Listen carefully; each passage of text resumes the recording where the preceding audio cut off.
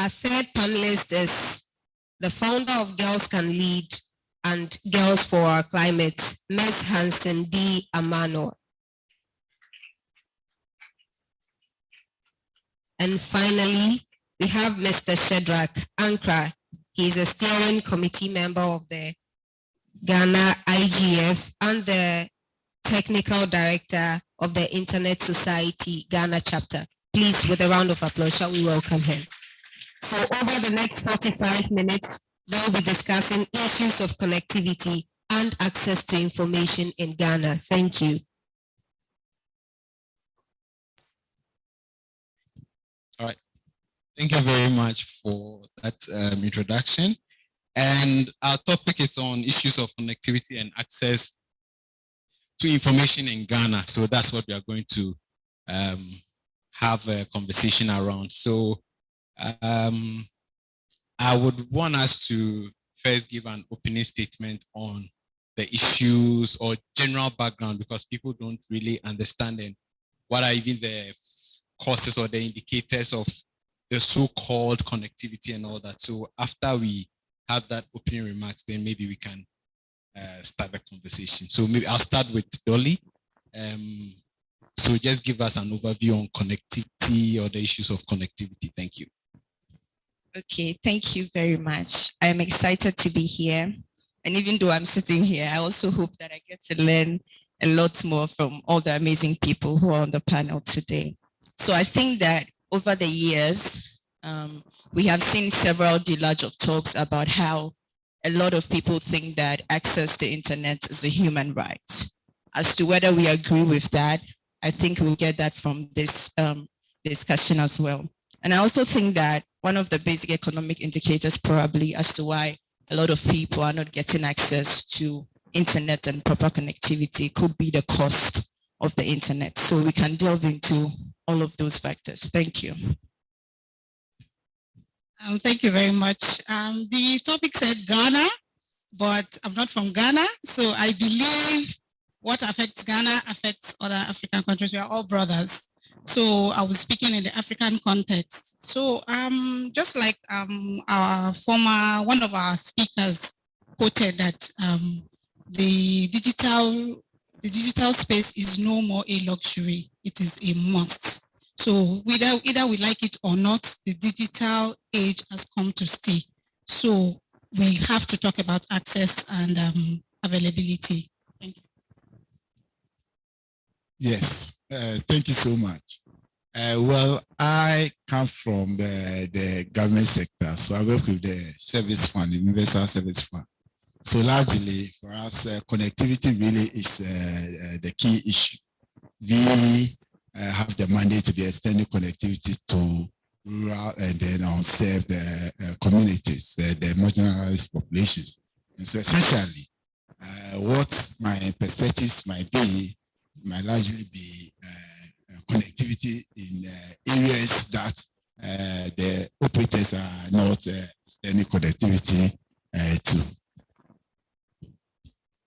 Okay, so I would also touch on your issue. So basically, when we talk about connectivity, we try to ensure that the youth, local, remote communities have access to affordable devices. People have training, have digital skills to be able to navigate these devices, be able to surf the web, and then find the necessary information. And we also have to ensure that communities have access to this infrastructure, like an example being the community network. So when it comes to connectivity issues, these are some of the things that basically we would have to look at. Thank you.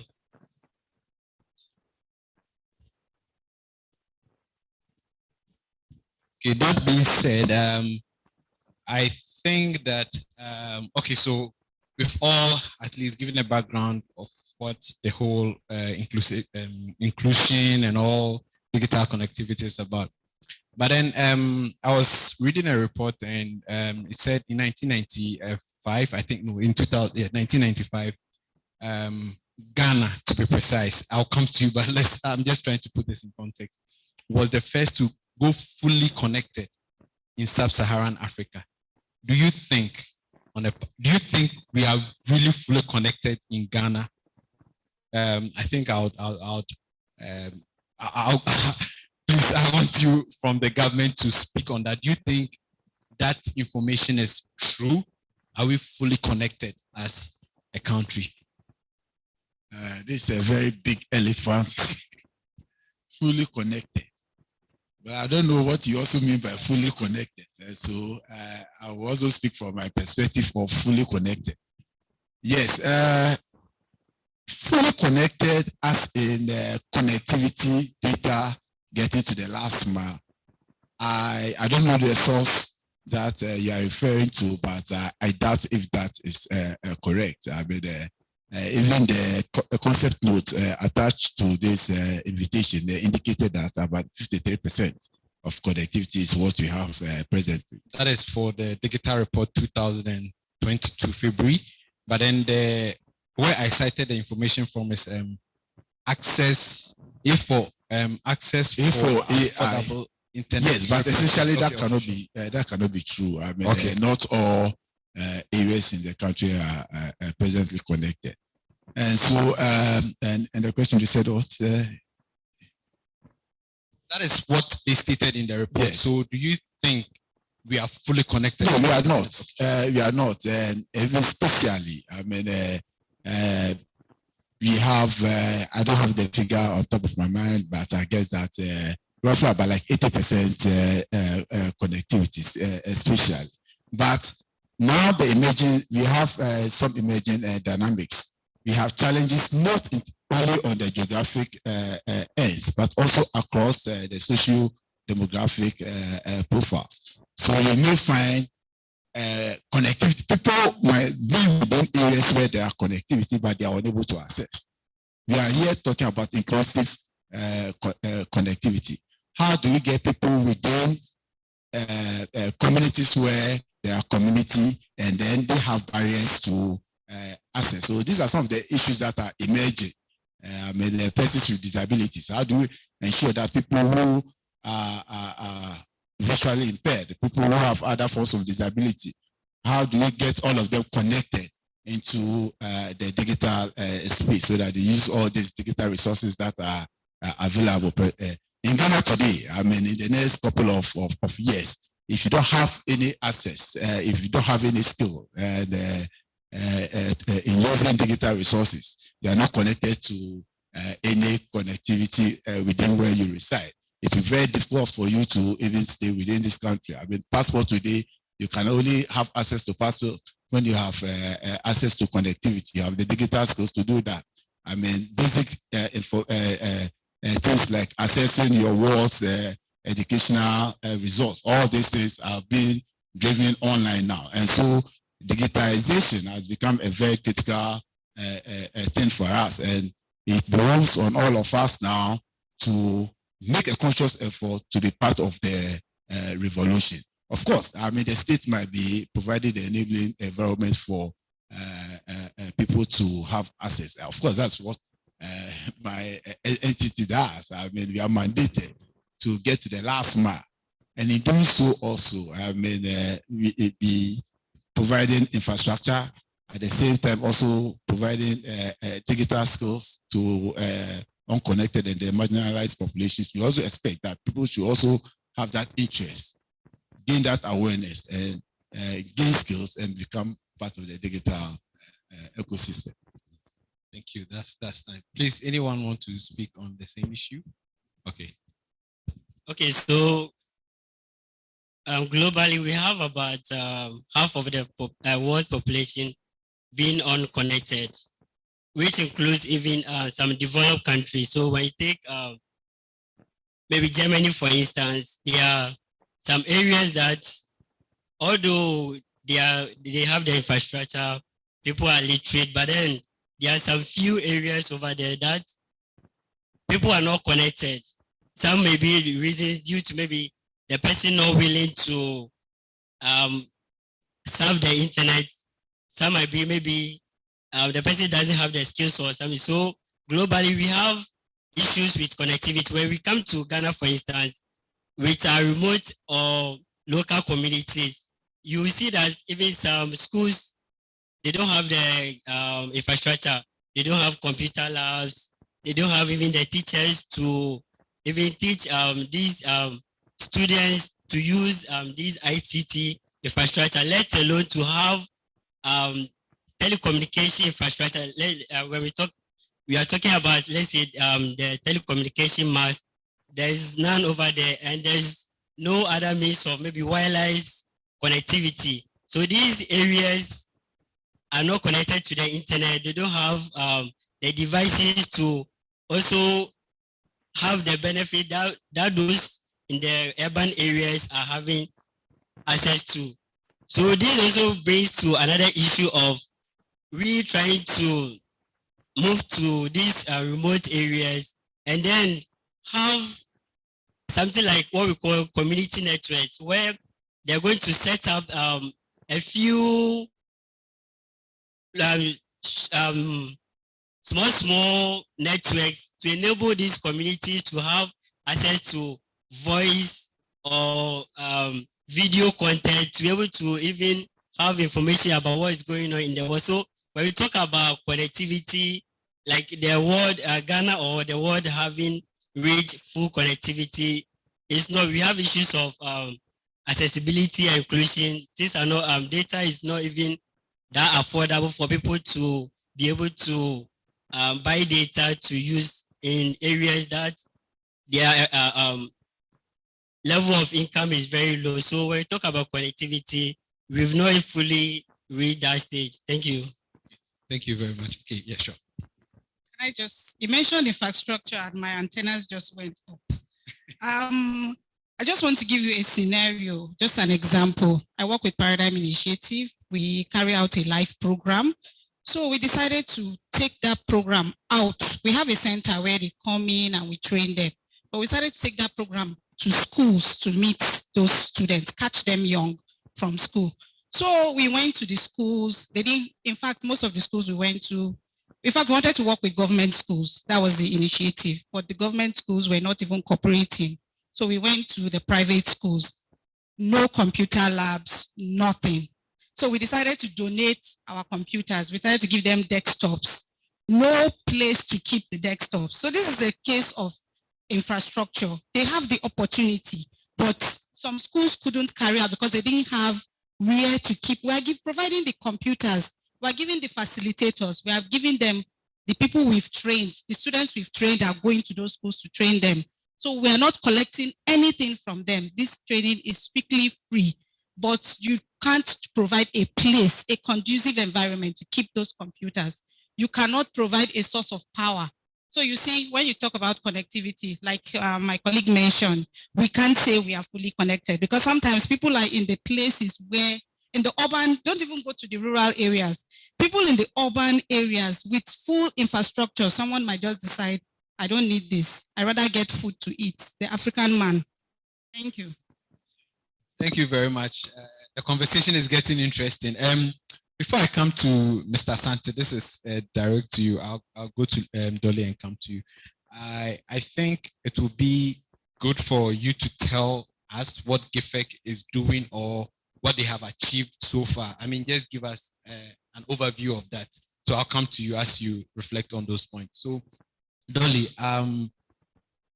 there is this lady called Regina Hunu, Soronko Academy. I know you know about her. She is into digital skills and trying to help a lot of people with connectivity issues and all that. But then this is where she is saying that it's very uneconomic. Let me put it in that sense, because it's very expensive to get or to buy data to run programs and all that. And it comes back to charging people. Do you have any experience with maybe such a challenge? I know you deal with projects in communities and ICT. I don't know if you can share something with us so that at least we can have maybe do a blue skies thinking on that. Thank you. Okay, thank you too. So I would first of all start by saying kudos to Regina. She's doing amazing for girls.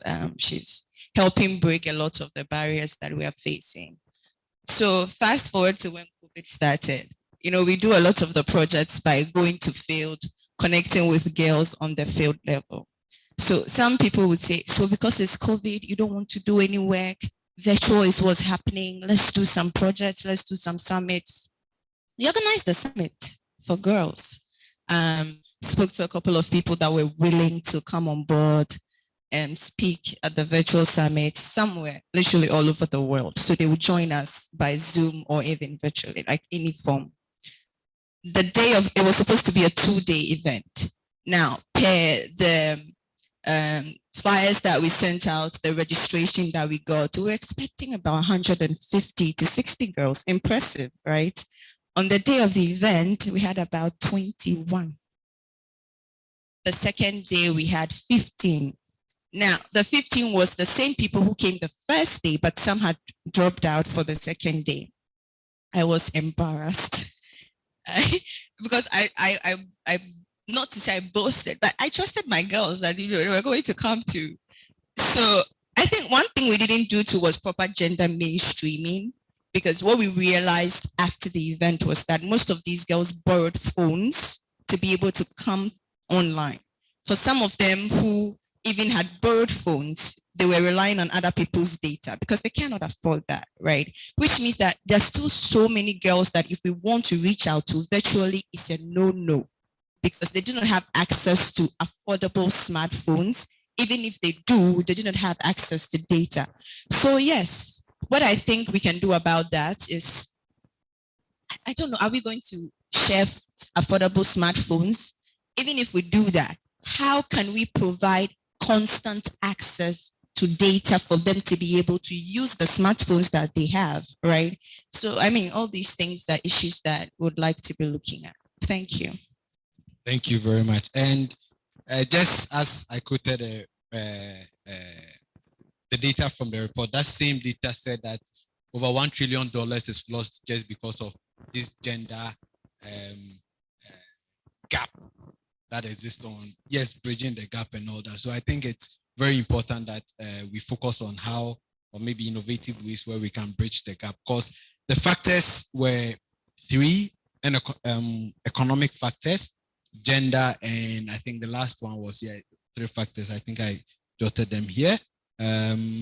Yes, gender, economic, and geographic, of which you have all touched on that issue. So I think we have to, as we are having a conversation, maybe if you have innovative ideas on how we can maybe bridge the digital divide, it will be very important to us. So do you want to add something before Mr. Asante comes in? Okay, please go ahead. As you mentioned gender again, sorry, I have many antennas. Another one went up. So it's been, I've been with Paradigm Initiative for 5 years now. When I joined the program, we train 3 classes per year. When I joined, the ongoing class had just 3 girls and over 30 boys, out of which only 1 graduated. So I started thinking, what is the problem? So there's this thing with ladies. I don't know, guys don't do this. We do copycats. When I saw Millicent yesterday, I saw her today. The first thing I told her is, you're fashionable, I like you. So women tend to do copycats. So we women in tech should come out more, because these young girls look up to us. When they see, they're like, when I joined, this rumor started, I'm from the northern part of Nigeria, where we are mostly Muslims, Hausa. So rumors started going through the houses. There's a lady in that office, she covers, she's a Muslim, she speaks Hausa, let's go and see her. So they started coming, some would just come into the office, take a pic and leave. Before you know it, they started getting interest in, oh, so women, I can also do it, I can also do it. And there's also a program we do for just 2 days, a digital readiness workshop, only for girls from as young as 12 to 28. We bring them in and we just take them on Microsoft Word, Microsoft Office package. The amazing thing is most of these girls have never touched a computer in their lives. The first thing we do is we open the computer and we ask them to type out their names. and make the font very big and colorful. And the girl is like, wow, my name is on the computer. I can do this. I can. Yes, so we make them, we like, there's something they say, you rub honey on someone's lip and he wants to have more.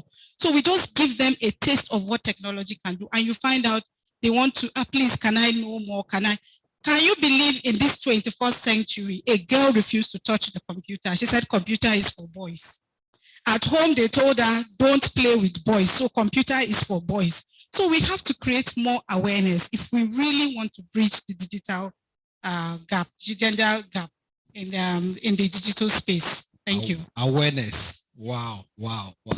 I can see you. Okay. You know, Mr. Asante is prepared. So I think you also want to speak on that. Okay, so you speak, then Mr. Asante can. I think that the conversation we are having, like what she said, is also about the cultural barriers, right? So in families where, I remember when my sister started going to nursing training, they were supposed to get her a laptop. My senior brother also needed a laptop. My father opted to buy it for the boy than buy it for her.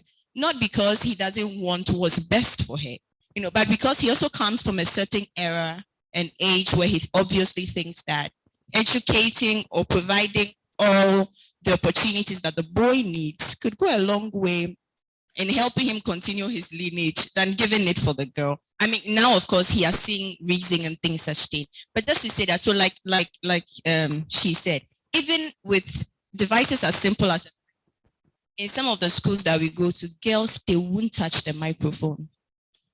She can talk if you don't give her the microphone. The moment you give her the microphone, she can't say whatever she wants to say, you know. So I think that we would also have to go as far back as breaking some of these cultural barriers that makes girls think that you can do this, you cannot do that, you can do this, and you cannot do that. Wow. So Mr. Shadrach, speak, and then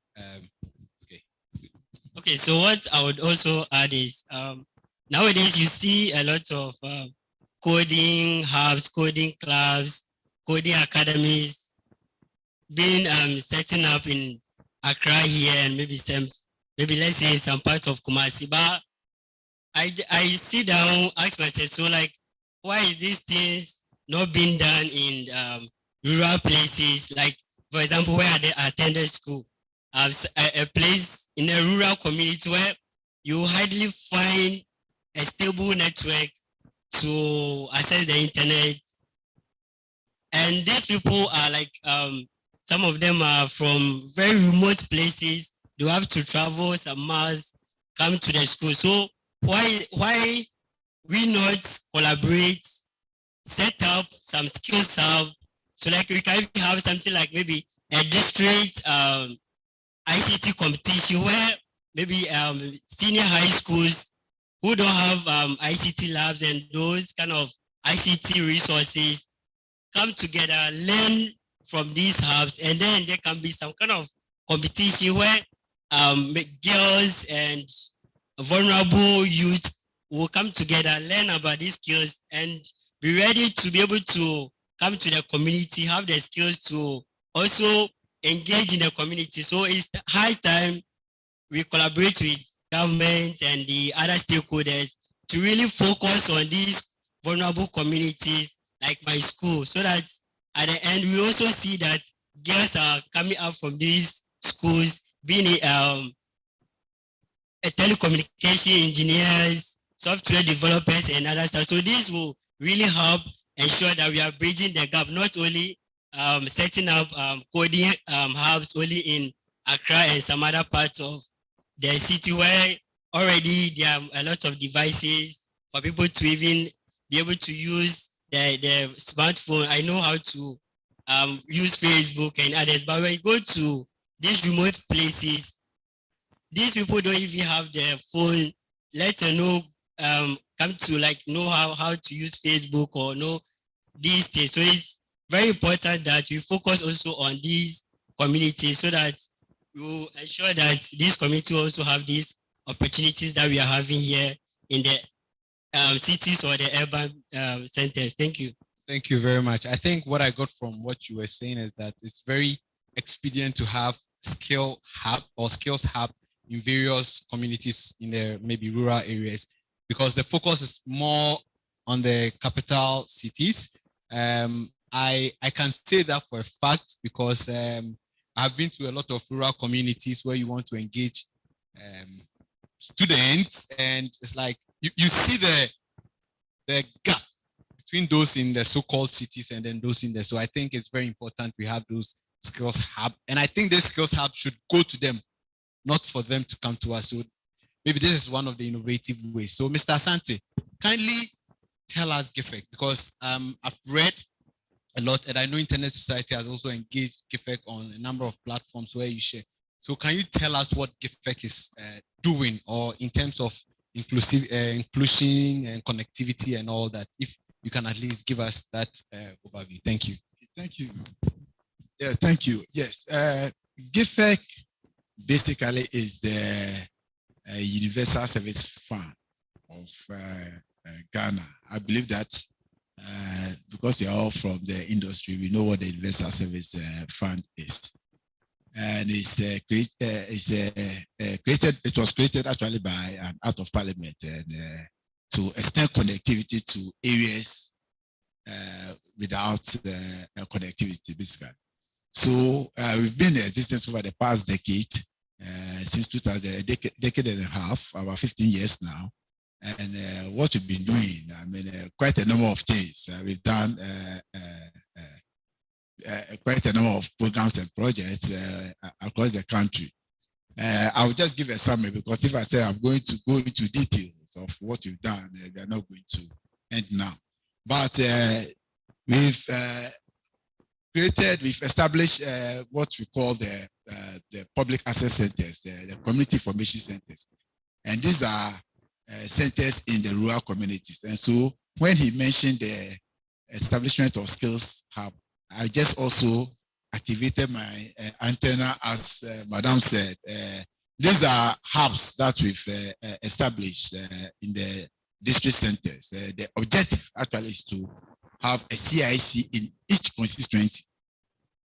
That is the objective. Presently, we have close to about 200 done, but active CICs are just about 100 or so. And they've been established to be the hub for ICT services in the areas that they are located. And so usually they are located near the district assembly, and they serve as the ICT, they provide ICT service to the district assembly. And then of course the schools within that catchment area, they go to the CICs and receive ICT training. And so as recent as I believe last week or so, we are having a coding for case training in some of these centers. We also use the same centers for other digital skills program. So digital skills actually is one of the key areas. I'm zoning into a different program that we've been doing. It's one of the key focus of the entity. I mean, we know that the uptake of digital resources essentially also is hinged on the skills capability of an individual. And so if you don't have the skills, you may not be able to utilize these resources. So that is a critical thing that we are focused on. Now, we realize that not just those within the schools, but there are a lot more people outside of the educational sector who also need the skills so that they are able to participate in the digital economy. And so artisans,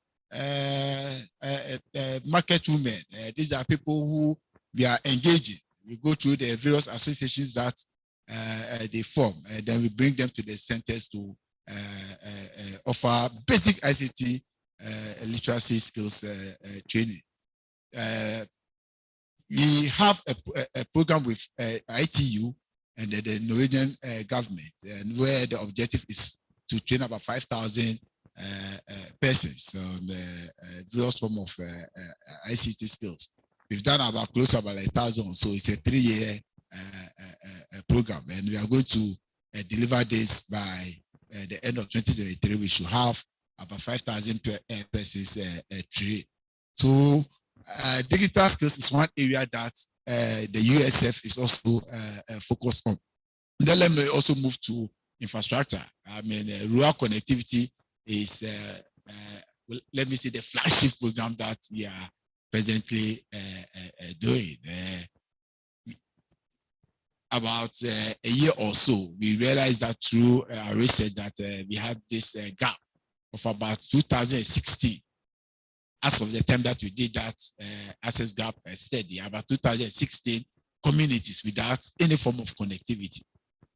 Any form of connectivity. You know, there are some communities where there might be a stray signal. And so those are the communities where you go and you find someone hanging on a tree trying to access a network signal. So, but these are communities, let me say virgin communities, zero.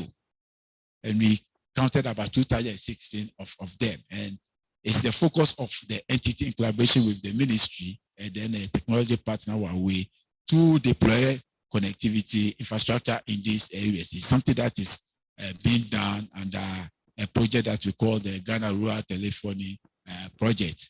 So it's going on earnestly, and we've done, if my data is accurate, we've done close to about like 500 of these communities have been connected. Let me also move to awareness creation. I mean, as my sister said, you need to have the awareness. You need to know what benefits will accrue to you if you get yourself involved in the digital space.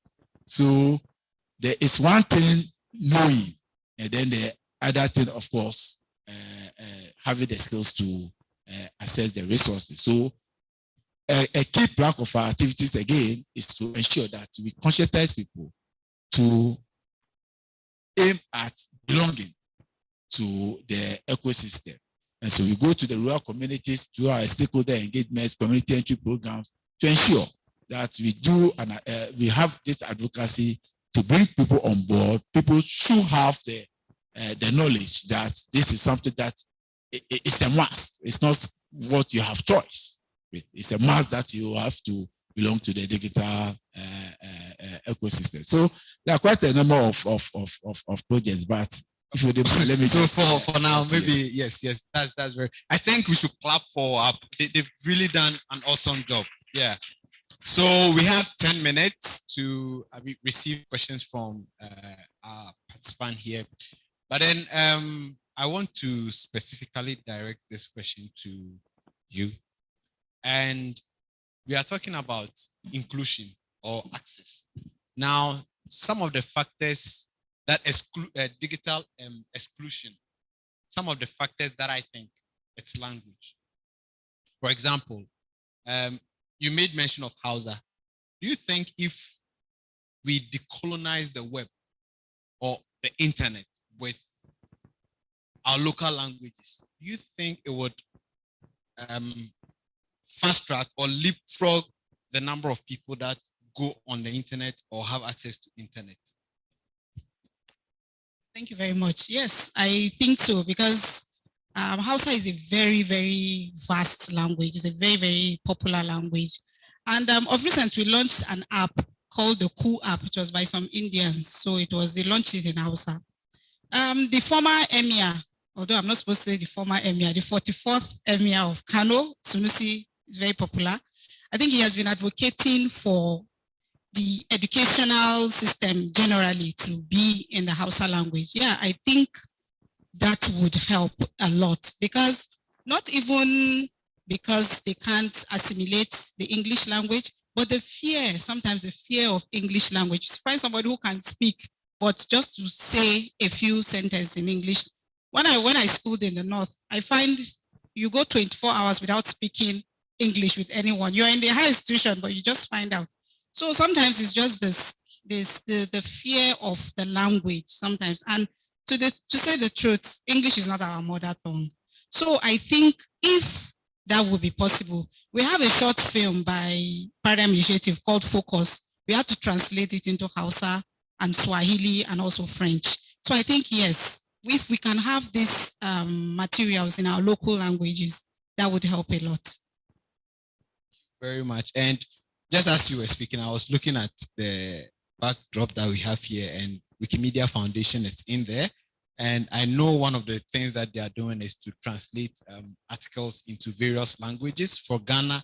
I know Hausa community is very big within the Wikimedia, yes. And I know for Ghana, there is Hausa, there is Ewe, there is Gonri, which is the Frafra, and all these things. So I think these are innovative ways that we can adapt and adopt into making a lot of people get onto the internet space. That's what I think. And please, Mr. Do you want to say something? Okay, so Mr. Asante will speak, then I'll take the final remarks from each panelist, and the participant will also join us. Maybe come here and speak, or would you want to come here and speak? No, yeah, I'm just kidding. I know. Once we take their final remarks after Mr. Asante, we'll just take some questions. All right, Mr. Asante. Yes, the issue of content that Madam mentioned is of critical interest to us. I don't know whether the participants here have seen this video that has been circulating, this Abna. Yes. So you just imagine, I mean, this is content that if you don't have any strength in the English language, I mean, the use of that application alone could enable you to also participate in the digital space. And so for us, we are not just focused on the infrastructure bit, but then of course also lately we've been very much concerned with content. How do we ensure that the areas that we send connectivity to, people actually utilize the connectivity? It's not just dropping internet connectivity there, but the content. Is the content relevant to the needs of the people? So these are things that we are also focused on. But the challenge, and he also touched on it, is the bottom-up content from the communities. Because you cannot be in Accra and then go and give content that is done without the interest of the community members. And so when we have a skills hub, as he advocated, we have a skills hub there, and people in the community are trained, we believe that they will have the skills to develop content that may be needed and applicable to their settings.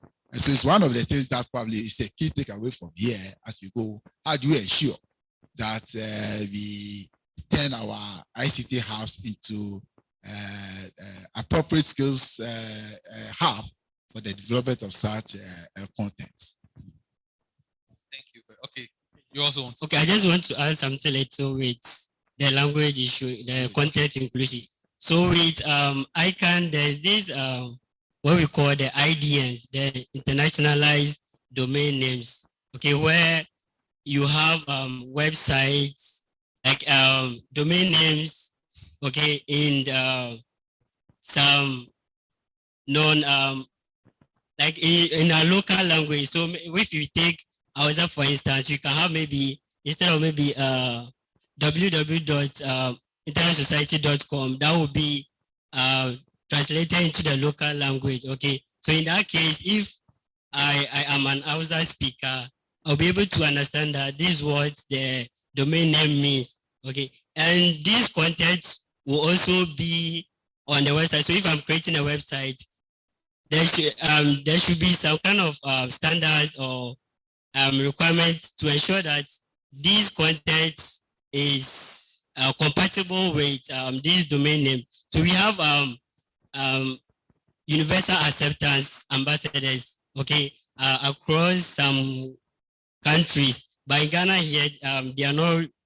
I don't think we have many here. Okay, so these ambassadors ensure that systems. So if you are a developer, you are developing an application. Okay, you ensure that your application is compatible with this local language, maybe the domain names and maybe email systems. You ensure that these applications are compatible with these domain names and other stuff, so that these local people will be able to understand the content. So if I'm sending an email, it's in maybe Hausa instead of maybe wikipedia.com, it's in Hausa or something. So that one makes it easier for people to really hook onto the internet, search for information rather than maybe you having the English language, domain name and content on the internet. Thank you. Wow. Thank you very much. And so we will take the final remarks from, so Mr. Asante will start, then Madam Amina would start, would just follow, and then Dolly and Shadrach. So let's go in that order. Okay. Well, let me say that we, from the Universal Service Fund, we are poised to do more. The government's agenda is to ensure that every person, wherever you find yourself located, you should have access to digital resources. And it is within our mandate to ensure that that government, that the dream of government is achieved. And so we are poised to do more. But let me also say that inclusive technology is cannot be a sidestep. It's the reason why I guess we are here. And so as the Universal Service Fund, we have a big space for inclusive connectivity. And so much of our, many of our programs are actually also now looking at mainstreaming persons with disabilities, gender, and all that in our activities. Thank you very much. I speak on behalf of Paradigm Initiative. At Paradigm Initiative, we equip African youths with digital skills and ensure digital rights for all. And I just want to say to everyone out there, we are open to partnership. We are launching our live legacy program in Lagos, Nigeria, 28th. So we are open to partnership. You can talk to myself or Nina, she's our Chief Operating Officer. You can talk to her. We can come in. We have an office in Senegal where we train youths on ICT, entrepreneurship, and capacity building. So we are open to partnership. Thank you. Thank you. Okay, so I think that two things. I think that for us to say that access to internet is not a fundamental right is to say that people do not deserve access to information, because we cannot sit here and pretend that almost half the world's first go-to place for news outbreaks and information is on the internet, right? So if they're not having access to fast speed, enough data, and affordable mobile phones to be able to access the internet, then it means that they are not having access to information. So they are living in oblivion. Whatever you tell them, they are not even hearing it. Somebody has to pass and pass and pass the information. And before it gets to them, yeah, exactly. Now, then the last thing I think we can do, especially for girls, is mentorship, like she said. My first encounter with Madam Angela Tremantinjimo changed my life. The way that I see technology, the way that I see AI and women's participation in that industry, it gave me a different orientation, right? Because in my mind, men do engineering, right? But seeing a woman like you with all of these things that you have doing the same thing is some sort of a reminder that it is possible for you also as a female to be able to have access to these things and get there. So I think that mentorship can help in bridging, you know, that sort of gender gap. So Mr. Shadrach will give us the final remark, and then we take our questions. Okay. Okay, so me, the most important thing is about partnership. Having the various stakeholders come together, government, the private sector, maybe telecommunication, ISPs, civil society, academia coming together, so that we will see that we have the infrastructure available, communities where they are lacking this infrastructure. We ensure that these infrastructure are there and the resources are there, so that people will be able to have access to these resources to learn and then have the skills needed to be able to connect to the internet and make meaningful living from the internet. Thank you. Thank you very much. Please, let's clap for them, please. All right.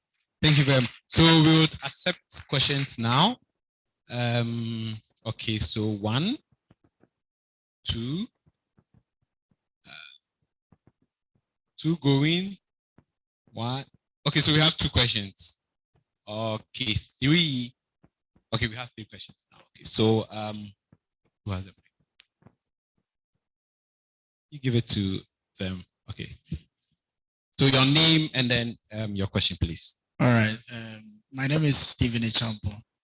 So my question might be drifted a little bit away from what we are discussing.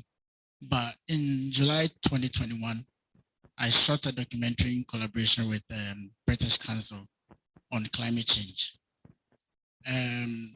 Climate change, as we know, is a big issue that everybody is trying to, solve.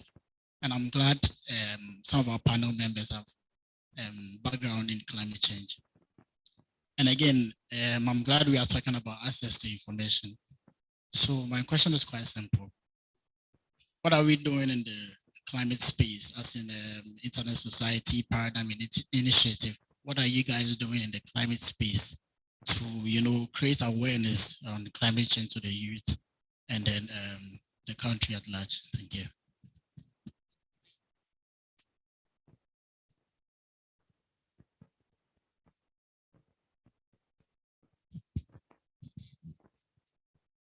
Good afternoon. The name is Nicholas. My interest is more of, you spoke about localizing in terms of language. But my worry is sometimes the language can be spoken, written, or cannot be understood when it's written. Maybe perhaps I could speak the tree, but if you write it, I find challenges translating it. So what can be done about it? And then secondly, data affordability. Nanda e-levy is hanging around. Data affordability, if you can address that. And then the final question has to do with saying that practice makes perfect. Now, after the coding hubs or the digital trainings and all that, what are the measures put in place to provide hardware for these people to continue with the training? And then also, how do we ensure follow-up after the training? Because if you don't constantly practice, you tend to lose the skill. So how do we follow up? Thank you. And we'll take the final question, please. Your name and then. Okay, so my name is Patricia Dafieno. I do know that the Ministry of Communications is championing the Girls in ICT program that GIFEC also contributes towards. And I know MTN is also supporting. At the end of it, they do provide computer labs for the girls in their respective schools, those who come out tops. What is GIFEC doing towards ensuring continuity, that the infrastructure is not built and left, but that it is constantly checked on to ensure that it is sustainable? Thank you. Thank you. And so we'll take, please, who wants to take the first or attempt to answer the first question, or maybe not in that specific order, so we can just take the question.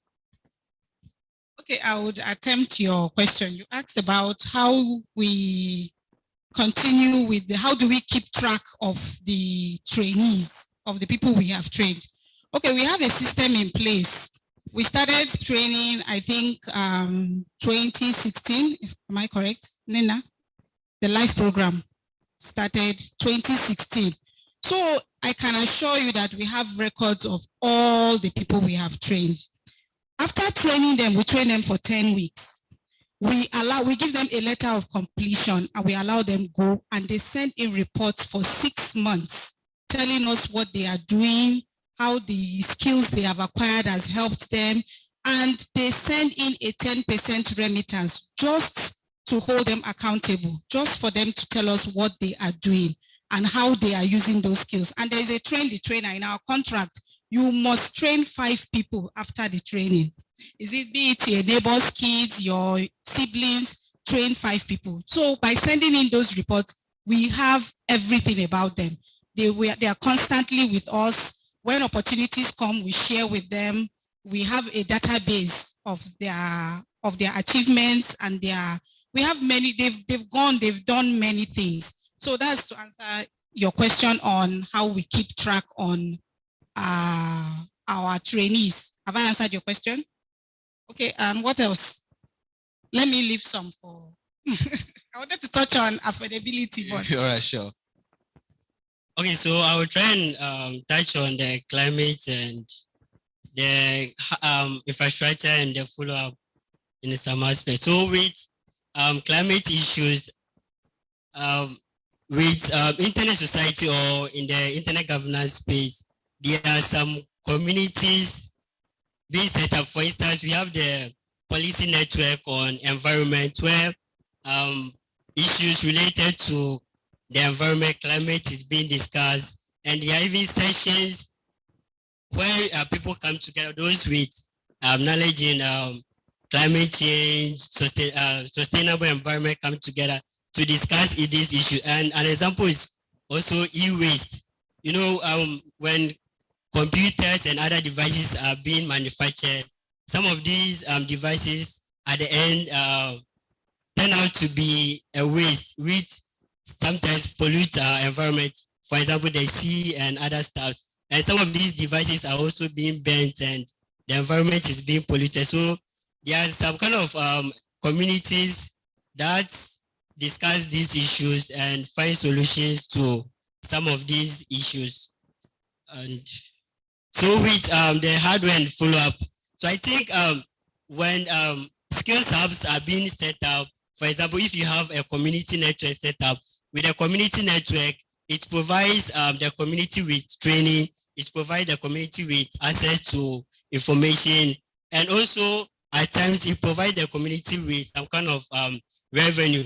So with this, if some community members are engaged in this initiative, community networks, these networks or resources bring some kind of funds to fund the infrastructure. So if, let's say, in a month, when I come to browse at the center, maybe I'll pay, let's say, 1 cedi a month. So these kind of funds can help to do some kind of maintenance for the infrastructure to continue to be in existence. So this is one benefit of community networks.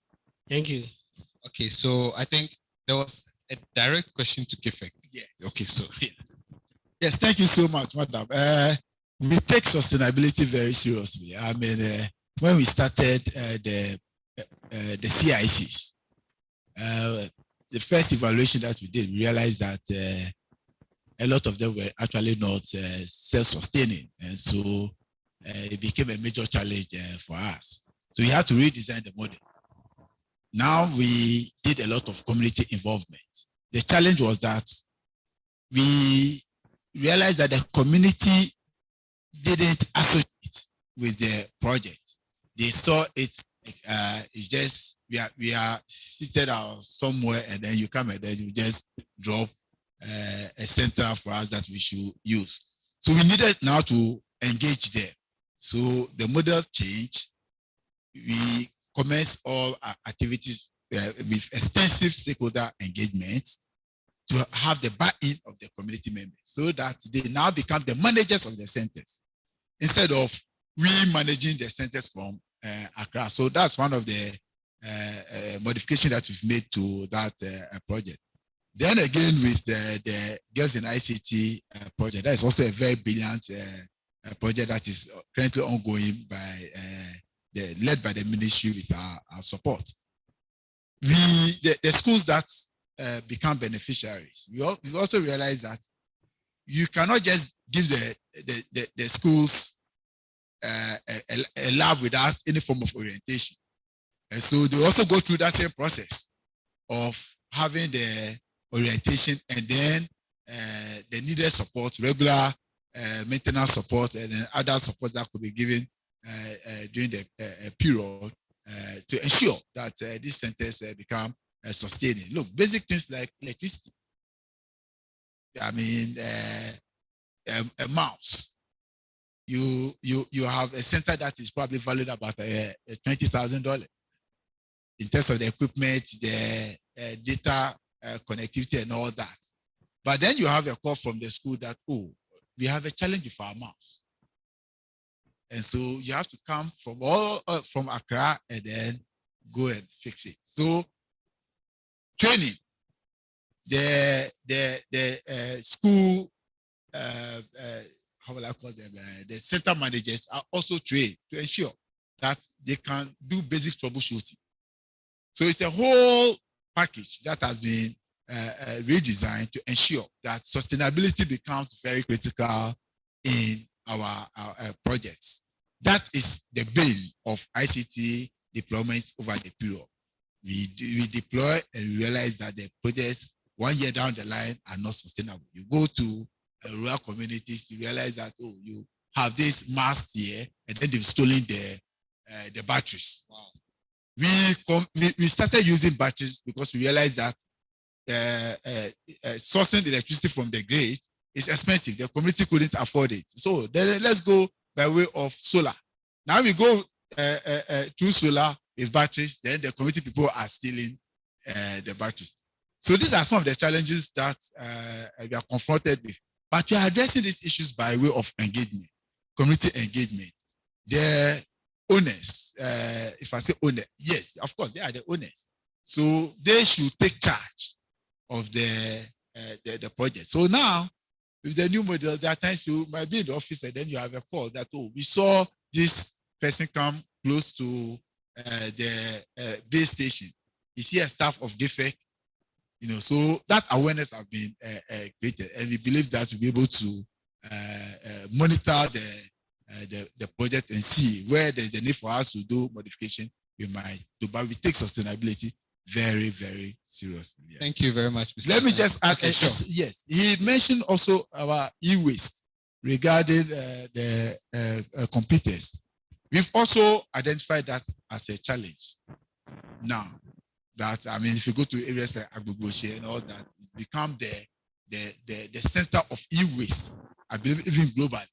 And so we cannot also contribute to the menace of e-waste by way of our interventions. And so we've also adopted an e-waste strategy where when we deploy after over a period, the computers that are not function, we now go and then we retrieve them with the collaboration of Ministry of the EPA, Environmental Protection Agency.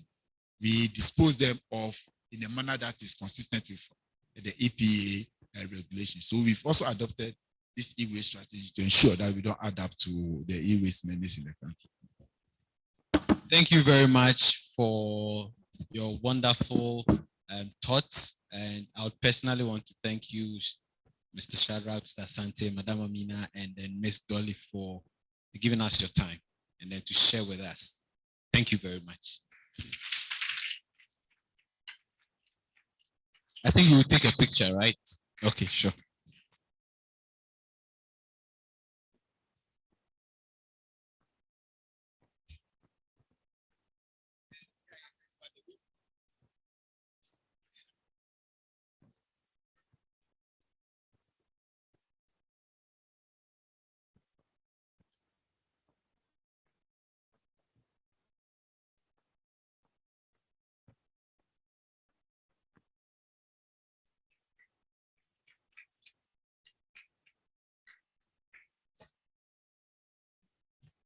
Thank you. We'll now move on to our next and then final session. We'll be looking at the media perspective towards a digitally inclusive and rights respecting Ghana. Moderating this session is Ms. Theoros Eliklim Jineku. She is a lecturer at the Faculty of Journalism and Media Studies, Ghana Institute of Journalism, where she teaches new media. She is currently the communication chair for the Internet Society Ghana chapter and an encryption tutor with the Internet Society Foundation. Theoros runs and produces a tech podcast called The Tech Digest. Her interest areas include fake news, fact-checking, digital rights, amongst others. She has published various digital rights-related articles on several platforms. She is also a 2019 ECOWAS Fellows on Internet Governance alumni. With a round of applause, shall we welcome Ms. Theoros Eliklim Jineku. So her panelists for this session, the first is Mrs. Miriam Osei Ajimine. She is a broadcast journalist and a content creator with over 10 years of experience in radio and television. She's currently working with Media General as a radio host and broadcast journalist. She also doubles as the co-founder of Read Book Library Ghana and is passionate about developing children in rural Ghana with learning aids and supporting children with special needs. She also pioneered the first all-inclusive reading session on TV3's flagship program, Talented Kids, with students of Mampon School for the Blind. With a round of applause, let's welcome Miss Miriam Osei Ajimine.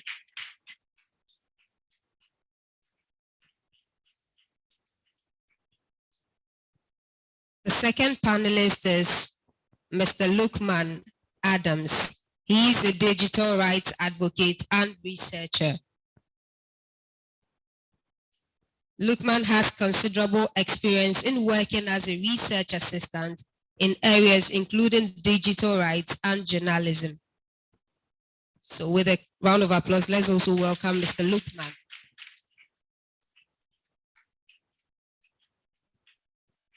And also our next panelist is a digital literacy and skills training enthusiast.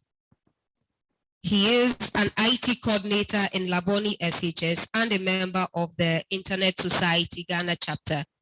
Please let's welcome Mr. Confidence Mausi. Then finally, we have Mr. Fred Pedro Azori, who is a software developer with great experience in light networks and enterprise networks planning, deployments, commissioning, and integration. He has a BSc in computer science and works with Zenith Bank Ghana Limited. Fred is the incumbent technical and project committee chair of the Internet Society Ghana chapter and is a 2021 Internet Governance Forum Youth Ambassador. Please, with a round of applause, shall we welcome Mr. Fred Pedro Azori. So over the next 45 minutes, they'll be looking at the media perspective towards a digitally inclusive and rights respecting Ghana.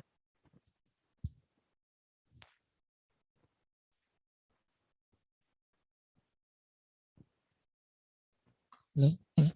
Hi, good afternoon. How are you all feeling? I can see you are excited for the session. Oh, okay, great. So I think that our MC have already given you what we are looking at.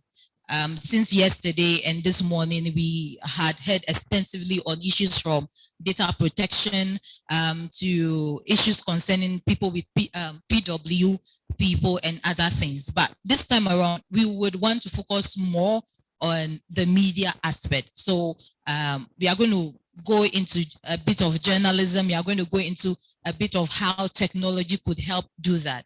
But I'm sure that most of you watch TV, is that not it? You listen to the radio, you read newspaper. Should we do a survey? I know people stop reading newspaper, but at least you read from website, social media. When I wake up, the first thing I do, I don't even pray. The first thing I do when I wake up is to take my mobile phone and I go straight to Twitter. What is happening? In fact, if I sleep and I wake up and I realize that my mobile phone is off, like that day, my mood swing is all over. You see, so day in, day out, we have a lot of people who spend all their lives on social media.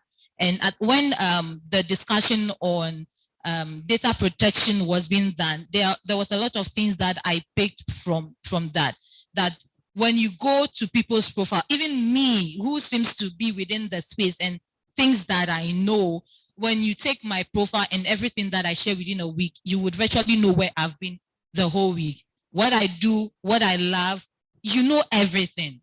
That's how it is. And, you know, in my institution, I teach at GIJ anyway, and I teach students how to use social media platforms, so how to use Facebook, create content and all that. And one thing that I've noticed over some few years is that a lot of people put in information out there, then they come back and tell you that, oh, people are disturbing me. I have people coming into my DMs and somebody took a screenshot of my picture on Facebook and is putting it on their status. I think we all do that. When it's your friend's birthday, you don't want to ask the picture. You just go to Facebook, you take a screenshot, and then you put it out there. Is that not it? So now to Miss Miriam, my first question to you. You are a media person. You work within the industry. You know what the media is supposed to do, or I'm assuming that you know that. What are some of, within your workspace, what are some of the issues that you've come across in terms of individuals' ability to share information, how to protect those information? I hope that is clear now for you. Well, I guess so. Again, thank you so much for the opportunity to do this. Also because persons with disabilities are an area that's of very keen interest to me.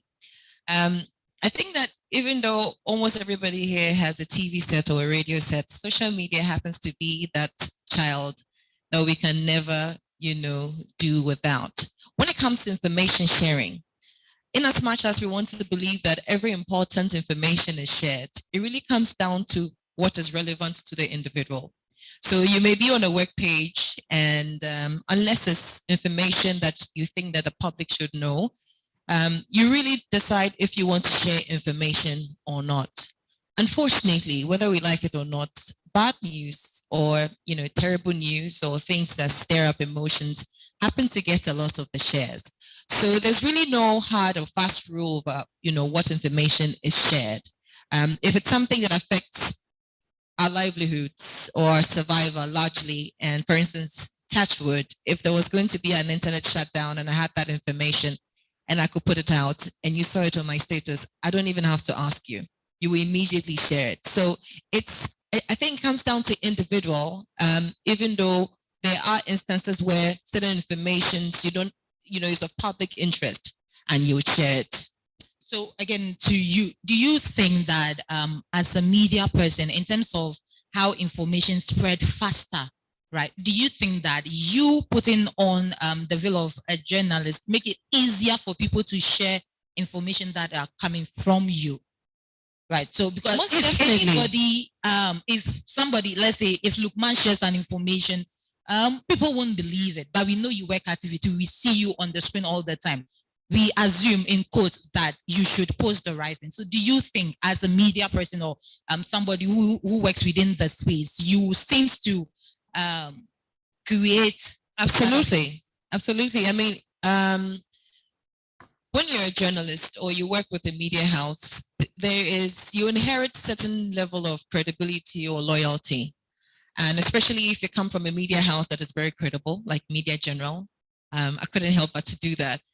The natural assumption is that information coming from that source is credible, is verifiable. And so if you're sharing it, you can be sure you're not sharing fake news. So we become, very powerful instruments or avenues to spread information. If I put up something on my status, or if for instance, if somebody who was not a journalist put up something of public interest, anybody who knows me or knows somebody else who works with a credible media house would say, oh, Mamenkwa check your status to see if they have the same information on their page. And if it's broadcast on that station or is on the person's page, naturally they will say, oh, this information is true.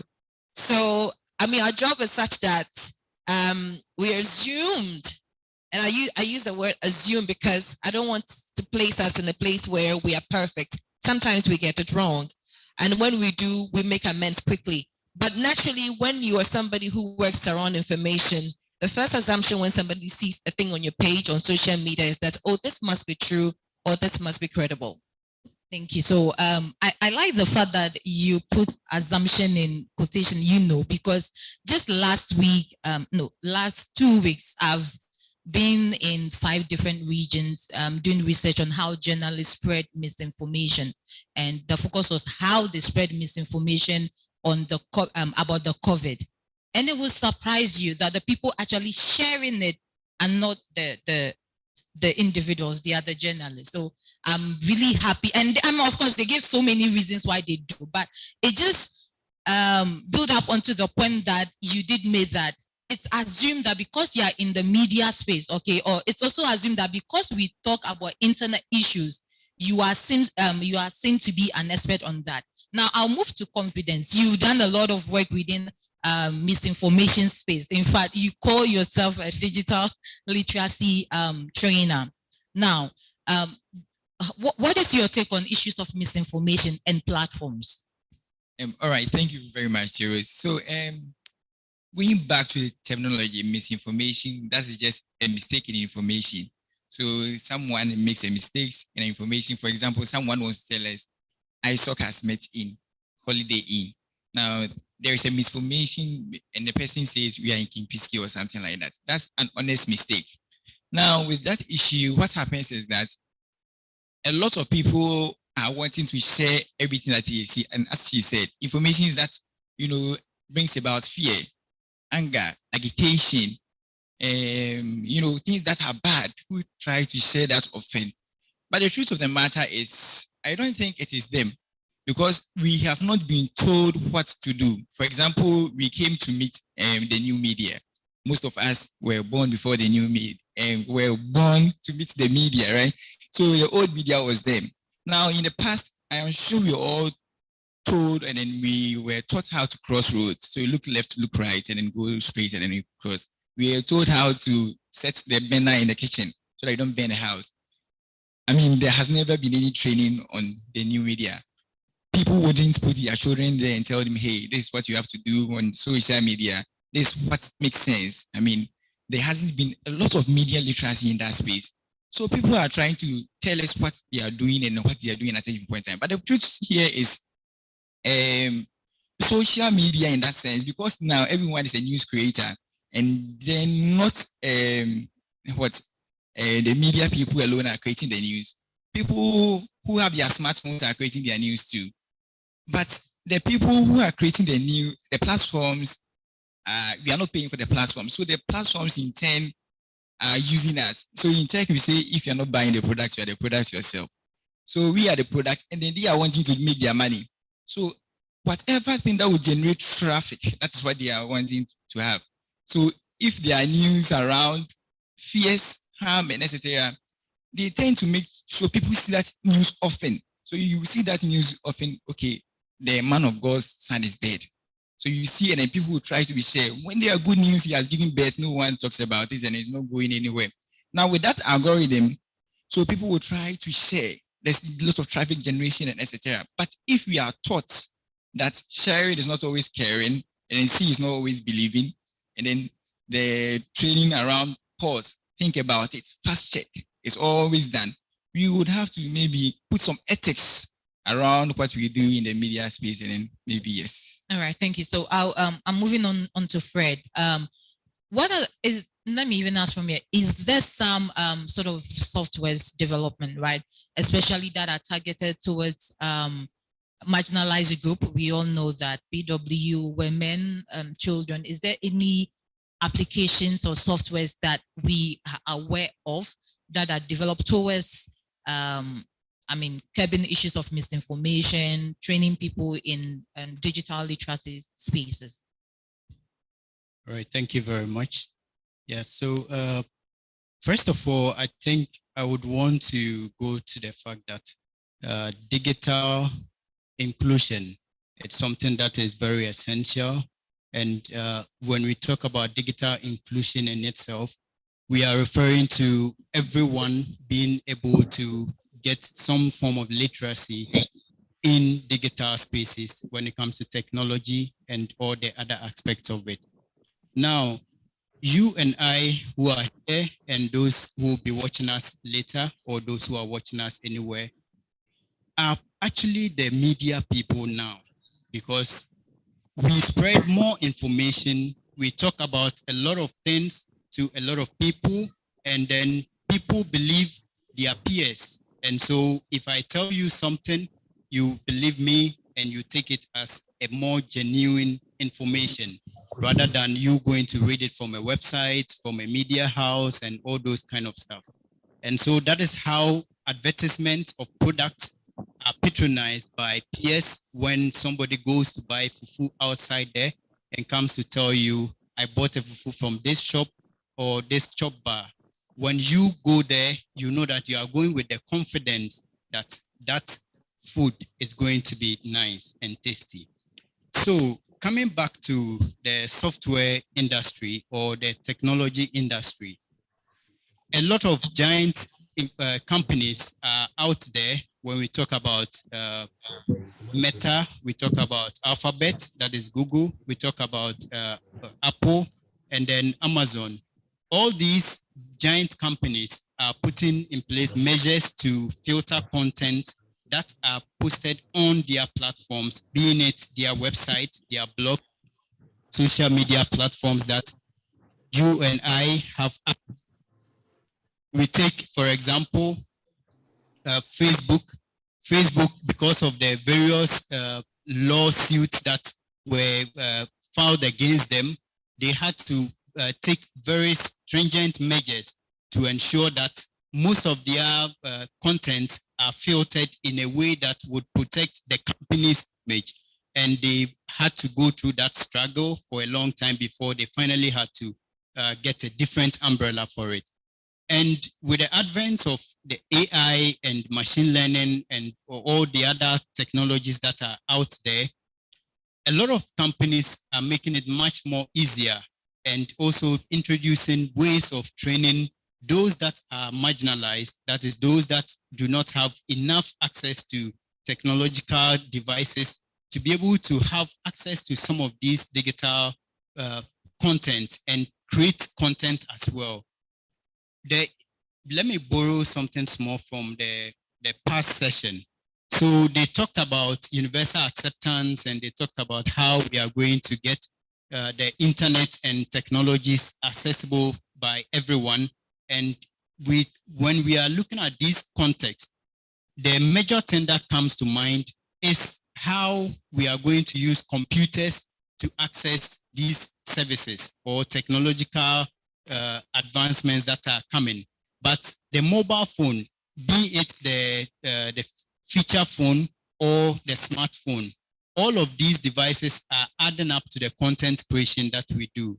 And so we have to be the main people checking our facts well and making sure that we get things done right. Whilst the technology companies are also doing their bit, we, the individuals or the human beings, have to do the major part. Thank you. All right. So still on you just mentioned access to internet. You mentioned devices. Now my question again, because I don't feel you've answered the question. We are not saying we don't have the devices. At least some people have computers, right?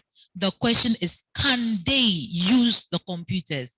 Is it because, when we try to, I'm trying to look for my words. It seems to be missing. But when we take a normal laptop, you and I can operate it because we are able to operate it. Now, there are people who are even afraid of using a laptop. They are afraid. They can't press it, okay? And they are all part. So the question again is there a way that those people can actually use the devices? Again, people who are physically impaired, are there provisions for them to be able to use the laptop? They are all part of the accessibility and inclusion that we are talking about. So it's not really about the devices.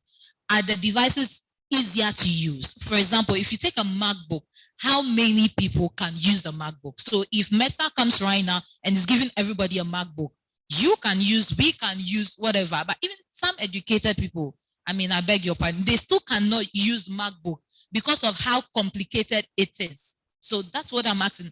How easy is it for everybody to use it in terms of the software, all the things that are put in there? Yeah. All right. Thank you very much for the second follow-up question. So when we take laptops and all the other digital devices, there have actually been a lot of regulatory rules that are in the foreign countries. In Ghana, I may not be able to specifics, so I would not actually mention it. So let me use the foreign countries, the European countries, and US, for example, has the laws that enforces every technology company to make sure that their products are accessible. And accessible here can be dicey or controversial, because accessible can be having access to the internet, or having access to technology, or having access to technological devices. And we can also say the question that Theoros asked here, that how accessible is the technological devices that are given to us. So when you take a laptop, for example, we have accessibility features that are embedded in there. And so we have a very simple one, which I'm very sure some of us have seen before, would be the on-screen keyboard, or the voiceover, the magnifier, and all those ones there. And I'm not sure most of us have actually taken notice, but on the keyboard, if you give the keyboard to me right now and I close my eyes, I can locate where the J and then where my F is, because the regulations that came up some time back have enforced those manufacturers to ensure that they put a tiny button like on the keys. So if you observe well, maybe you've not actually taken notice, but you can pick one and then have a look at it. You see that there is a small marking that allows those with disabilities, when it comes to maybe visual impairment, and maybe the person is not able to hear and all those ones, but mainly for the visual impairment, because they cannot even see. But with education, that is digital literacy, we go back to Mausi, we are able to educate those people who are digitally not educated to be able to get that skill, be it they being, I don't know how to put it, whether a full person or a person with disability. So all these features are actually there. Then when it comes to websites too, we have those tags, the HTML, those of us who know HTML and all those ones. We have HTML tags that allow websites to be compatible to persons with disabilities, so that it's able to allow them to read when they go to the website. And we also have certain devices that have come up that you connect to the your laptops and other, like maybe your phone and all that, you to be able to hear. That is when you don't have the means to hear when people speak, or when you don't have the ability to speak when you are trying to speak, right? So all these measures are actually in existence, and it is being enforced. It has been enforced, not it is being enforced. It has been enforced in the outside world. And then even the buildings, when you are entering buildings outside,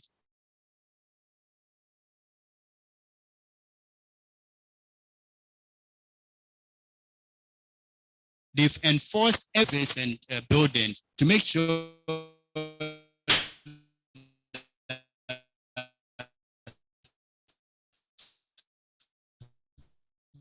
when they provide a staircase like this, they also provide to be able to access. Thank you. So before I move to Lukman, I would just want to give a quick one to Miriam. From your session, you did mention that, or he did mention that now the media is everyone, or everyone is the media. So in other terms, now everybody is a journalist. You don't have to go to GIJ or any of the journalism institutions to actually do the work of a journalist, which we all know. Those people we call citizen journalists, who by kind courtesy of a mobile phone and being privileged to be at the event is able to do what a journalist does. Now, this is where I come to you. What is your take on that in terms of the professionalism that is attached to the content that is being shared out there? What's your take on that? That is one. Then the second question is, you've done a lot of work at the Ekwapo, right? Yet, have you, in all that you've been doing, provided them with some sort of education, or let me say capacity building on issues of digital literacy or anything within digital right and the inclusion space? I guess when it comes to the fact that everybody can be a journalist, it's a good and a bad thing. In the sense that, and I'll start with the good. Before, when something was of news value, you find that you either get a call from somebody who's close to it or has chanced on it to come and tell you, oh, there's a situation here. Can you kindly cover it for me? But thanks to our smartphones and our digital devices, all the need is to just maybe take a video or send you a sound bite. So that's the good thing, because it makes the work of the professional journalist a little easier. The downside to that is that you find people who do not completely know the ethics, practicing as journalists and contributing to the distribution of false news. And sometimes they do it so well that they become credible in the eyes of the people who consume their content, and they misinform them.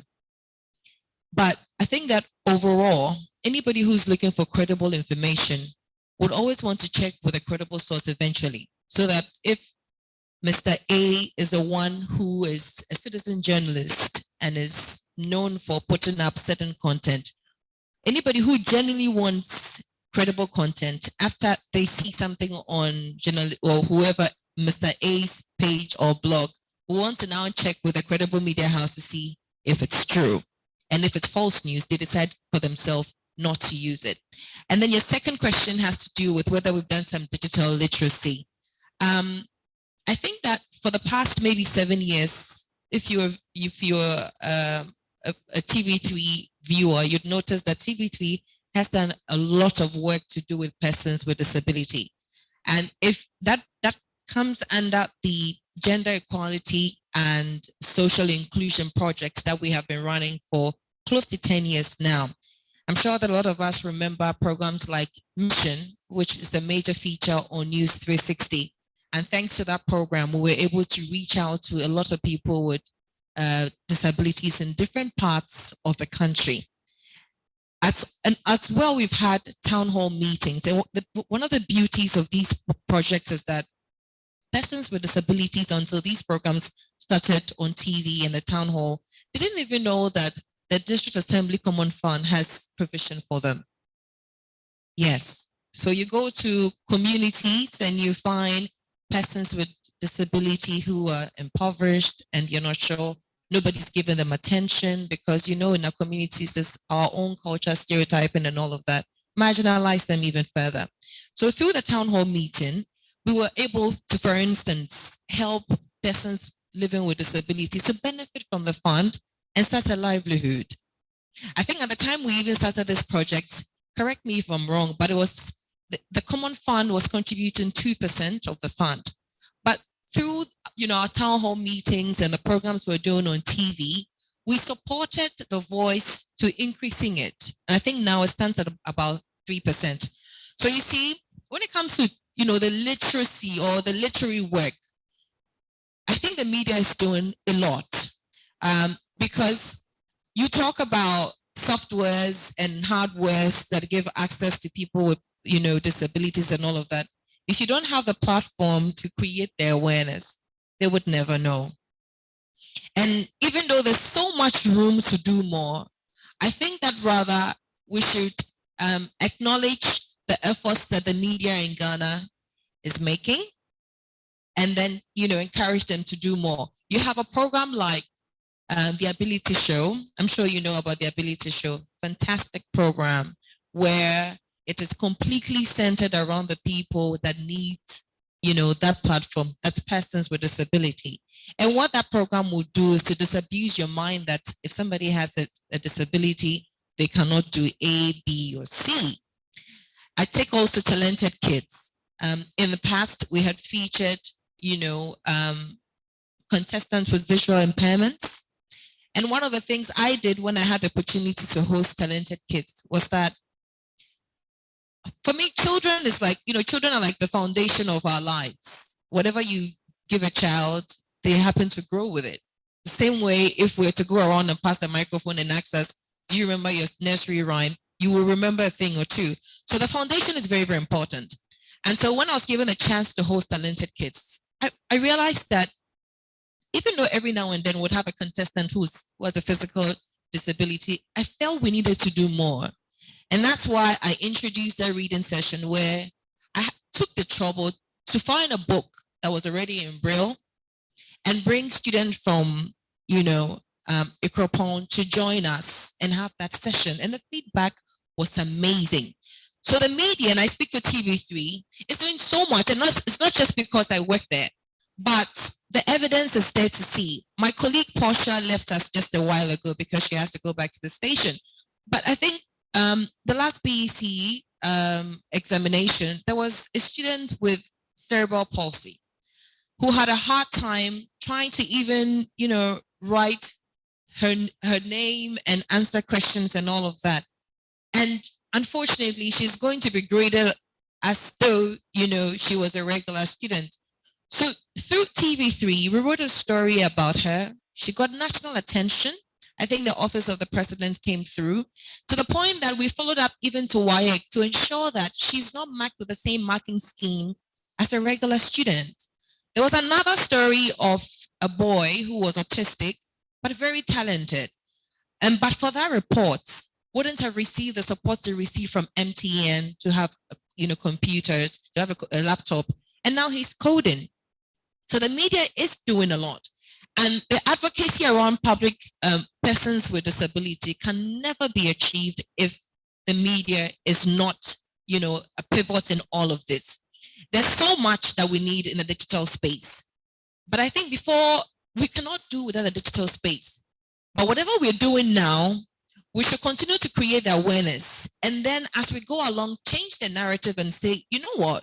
We want to get there where there's indeed inclusive education. And the way to get there is to use tech, right? To use tech to get there. And I would also rope in the NGOs and the CSOs because there's so many NGOs doing fantastic work with, persons with disability. The little shortfall is that they do not publicize what you're doing. So it appears that they're not doing much at all. So whenever the conversation about PWD comes up, there's always this room to do more, there's room to do more. But there are NGOs who are doing fantastic work. And that attention, they don't get it. There's a couple of reasons why that's happening. One, some NGOs assume that every publicity they get from the media should be free. That is wrong because comms is not cheap. And if you prioritize comms, it would reflect in your operational activities. That's one. The other thing also is that when we had the Talented Kids reading competition, for instance, it was because it was an NGO, they don't come to mind now, but they were the ones that helped to organize the students from the Ikropon to come, and they made production very easy. I think that NGOs and CSOs in this space must start looking at how do we support media houses to produce programs that prominently features especially children with disability. When children with disabilities are seen on platforms doing what regular children do, naturally, they carry it along as they're getting older. And even the parents would see, oh, if I have a child who has a disability, it's actually not, as bad as I thought. There's this child on TV who's doing this and who's doing that. You get what I mean? Because media houses, especially public media houses, even though they're profit generating, want to make room. But there's just so much that we can do. But the CSOs, the NGOs, they have more access even to the government stakeholders in that space than even the media houses would. So how about focusing attention to say, look, can we, even if the NGOs come together or the CSOs and say, can we have a program, especially for children, 1, 2, or 3, that is concentrated on children with, with disabilities? And you would be amazed the result that you would see. You go to the rural communities and lots of the time children with disabilities are marginalized. Why? Because they don't see them on the broader, platforms that they see persons who are able. So even though the media is doing much, there's so much we can do, but we can't do it alone. We cannot do it alone. So I think that you spoke a little on what I wanted to ask, because as you were giving your submissions and taking us through the programs that you do, especially at TV3, I do realize that you are providing some form of literacy, but within the tech space, like what we are having now and next month, Internet Governance Forum, your programs are not really geared towards that. But again, I'm taking it from the fact that if the stakeholders of those programs could, reach out, definitely there could be tailored around there. So, let me just also add that fortunately in the area of tech, when children with disability in this space tend to do very well. It is the truth, because if you look at children, for instance, who are autistic, they're fantastic when it comes to tech and computers. And also, naturally, I don't know how it is. Maybe somebody who is a psychologist may be able to explain to me better. But children with disability tend to do so well in the tech space. What we should do, and again, it comes back to all of us as stakeholders, let's start telling the success stories more. We know that there is a gap, but can we use the success stories to pull in the help that we want instead of continuously drumming that there's a gap, We know there's a gap. But within this gap, the people on the other side who are a little bit fortunate to have tech, what are they doing? Those are the stories that will help to, pull along those we are leaving behind, because sometimes it may not only be the absence of the tech, it is the courage, it is the motivation to say, can I do it? And the answer is, who have I seen that's doing it? If this person is doing it, then I can actually do it. But if we continuously tell the story of, we don't have it, it's not possible, the one who is somewhere in the village and doesn't even come close to computer would say, you get what I mean? All right, look, man, I think that we've spoken round you, and we keep going back and forth. Now, you have done a lot of research within the media space. I think your last research work was focused more on how social media platforms are used in politics, how disinformation spread. But today we are not focusing on politics. I'm bringing that back to tech. So I want to find out, in terms of localizing content, turning them into our local language, Tree, Erega, Hausa, all the local languages that we have. Is there any work to that effect that are focusing more on media literacy, training, spread of misinformation in local languages that are easily accessible to anyone to be able to understand what exactly we mean? Because even in this event that we are having, we are assuming that everybody coming here should understand English, right? So whilst we are having all these discussions in English, somebody is sitting there, or we are assuming that we are making an impact, only for us to go and realize that they don't even understand what we mean by literacy. They don't even understand what we mean by media and all that. So let me rephrase the question. How, what work are we doing in terms of localizing our content for everybody to understand? Usually, I won't be able to speak to a particular program that is currently engaged in the use of indigenous knowledge communication. But all I can say is that from the researches I've done in the aspects of technology, so I visited Solon, that's located in Tamale. It's not just far from the Tamale metropolises. So I wanted to look at a project that was being done by UNICEF and MTN Ghana. They actually built an ICT center to promote digital literacy amongst the people. But what I realized was that their programs aren't that successful due to little local participation. So that program is being managed by someone who has little or no understanding of technology. He's managing the ICT center.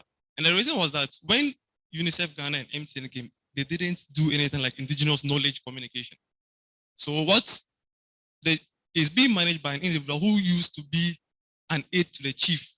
And what he used to assess the chief was helping him with his technological appliances, not any sophisticated technological appliances, but just say TV and radio. So once they implemented it, they left, and it's appeared in the media. They've built a 4G facility, this, and that. 3 years later, when I went there, I realized that it's been turned to, it's just photocopy. That's what they do there. And it's near to schools, where the schools are being taught ICT, but with no practicals. Yeah, so like when it comes to localizing content in their programs, I don't know of any program that actually engages indigenous knowledge. Yeah, it's always a top-down. Okay. Confidence. So I think that what you just said caught my attention because last month, late part of February, there was this robotics competition. I don't know if anybody have heard at Accra Digital Center, where there's one organization that actually built computer labs in remote areas, and the whole idea was to actually encourage a lot of girls in ICT. I know the ICT week was last week or something, encouraging more girls to go into coding and all that. So it's really interesting to hear that. I mean, the computer labs are there. I mean, at least in Ghana, we have the labs, but we just don't have the people to manage it for us. But you have been doing a lot of senior high school trainings and talk. What is the engagement in terms of they in ICT programs and trainings and all that? All right. So Rose, I want to, before I answer that, go back to storytelling as they mentioned. So in my past models for digital training, I apparently added a section called storytelling on social media because we feel, or I feel, stories are not told well. And then what matters, you don't sell. So going back, we assume that people are celebrities, people who are popular. What they share is what we are supposed to believe. And then that's not the case. Now, I am a citizen journalist too. I mean, in quotes. So let me go back and speak for them. And with respect to people with persons with disability, what we are doing. So I think that we as citizen journalists are not doing well. Now, one, we underrepresent people with disabilities. We don't talk about them at all. Now, we also generalize disabilities if you want to even talk about them. So there are people who are hearing impaired.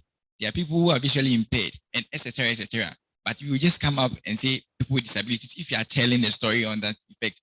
Now, we also make assumptions. There are lots of assumptions. We wouldn't go there and then ask and then know what exactly is wrong. We will make assumptions and say, oh, this is happening with them. And then you feel once the person is visually impaired, then the person can't even bath. The person can't do basic things and etc. And maybe what we can do is that maybe the assumptions and then the perceptions we create for people with disabilities must stop. And then we can tell people that, please, we don't assume for them. Let's put perceptions aside. And then images that we tell stories with. Do we want to make fun? Do you have to add compassion to it? Or do you have to add sensation to it? They don't like that. They are whole beings and then they are whole peoples, and then their stories should be treated as such. And then in many cases, when we are talking to people with disabilities, we want to include them in stories or areas that we are talking about disabilities. But if you are talking about issues of finance, issues of things that does not concern their disability, we don't even include them at all. So citizen journalists, we can come in, and then I think I'm learning more, and then I'll tell my people on that. So going back to your question, tech in senior high school, the digital gap is there. So when you move from Accra, maybe going to Kumasi, if you pass in Sawem, there's no story there. When you get to Ejuso, there's a story of tech there. Now, between that's what we are looking at. People who tend to attend this class A and then category A schools are people who are coming from good homes already. They have their computers in the house. They have their laptops. They don't really even need what the teachers are teaching them. They have their robotic skills. Now, when you go to a school at senior somewhere, the computers are there, teachers are there, students are not willing to learn. Now, the point is, I think they are not motivated enough. They've not seen the world of tech. They've not seen what it means to work with computers. So they know that maybe all they know is the ICT teachers, and then they are the people who knows computers there. They don't know about software developers, programmers, data scientists, and etc. So we would have to go back again and then push more attention there. Let's leave the people in Adisada College. Let's leave people in Laboni Senior High School. Their encounterment, they've seen computers over and over. Can we go back to Nsawam Senior High School? That's even closer. I mean, go there and then tell them stories and then show them the videos and etc. They might be encouraged. And then if we get a soul who is being encouraged, and then we can sponsor those people. And Shadrach was saying in his events that people who knows how to code, and then the hubs are built in Accra and Kumasi. All the hubs are built in Accra and Kumasi. Now they are building some in Volta region. We can't go and see hubs in Central region. How many hubs are in Central region? I mean, where the villages are there. So are you trying to make money, or we are trying to just solve the problem genuinely? So there's a lot of questions with that, but we can't solve them. Let's practice and go there and then do more practice with them and see what we can do. All right, thank you. So this is my last set of questions, and then we can move into the participants to take their contribution. So it's just one question that I'm going to pass over to all of the speakers, and they make their submissions quick. So before we started, I had written a point here. I wrote infodemic. Now I know the word is big, it's loaded. So I wrote my own definition or where the discussion around infodemic should be centered on. So this is what I wrote. An infodemic is an amount of information about a problem, an issue that is typically unreliable. It spread fast and it makes solution more difficult to make, right? So when I say infodemic, this is what I meant, right? That it makes information, false information spread faster. It is unreliable. You can't trust it. Now, my question is, first of all, especially I'm going to start with Miriam. I seem to be starting with you because, yeah, just right by me. But do you think that there's a lot of infodemic within the media space when it comes to ICT, when it comes to technology, when it comes to digital rights? Would you like me to situate my response in the context of persons with disability? Okay.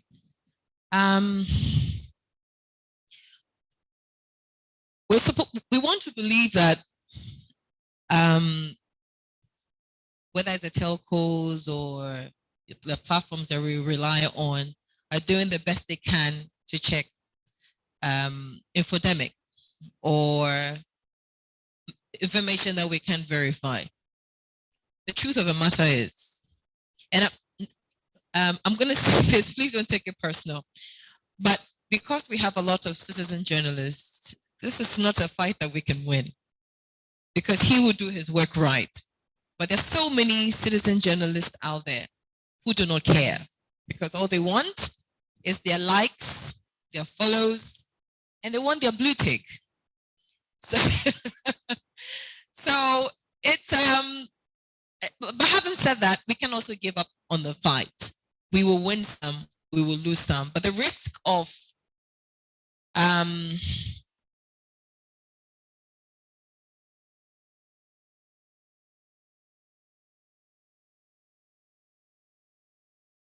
we can't, in as much as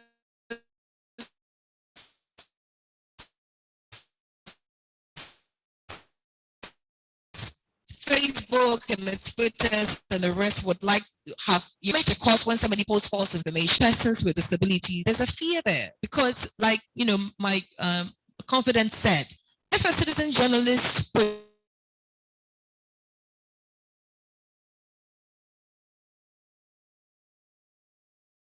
projects a person related, because if they are mocked on social media,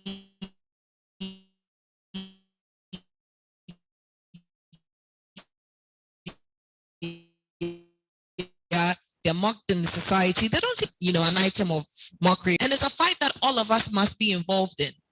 Even parents who give their children phones, you know, that's one thing that we do not do. When your child is getting older and they are home and you've given them a smartphone, when it comes to persons with disabilities, do we even have conversations around that at home?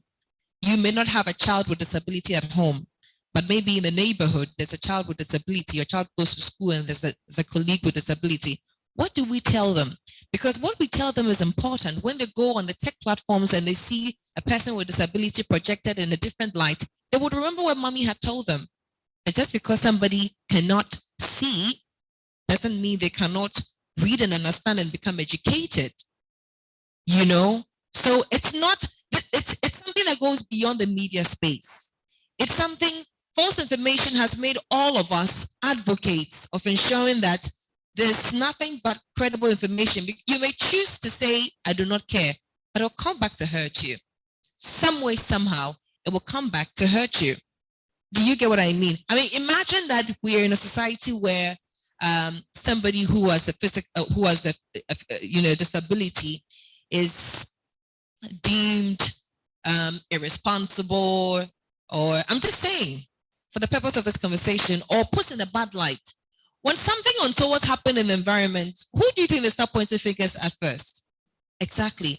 But if you conscientize your own environment first, your children, the people in your space, that look, just because somebody has a disability doesn't necessarily mean that they are like this or like that. When they go out and fingers is being pointed at such persons, they will immediately remember that no, it is not the case. But if we leave it only to the gatekeepers on the latter platforms, you know, we will do our best, and we always do.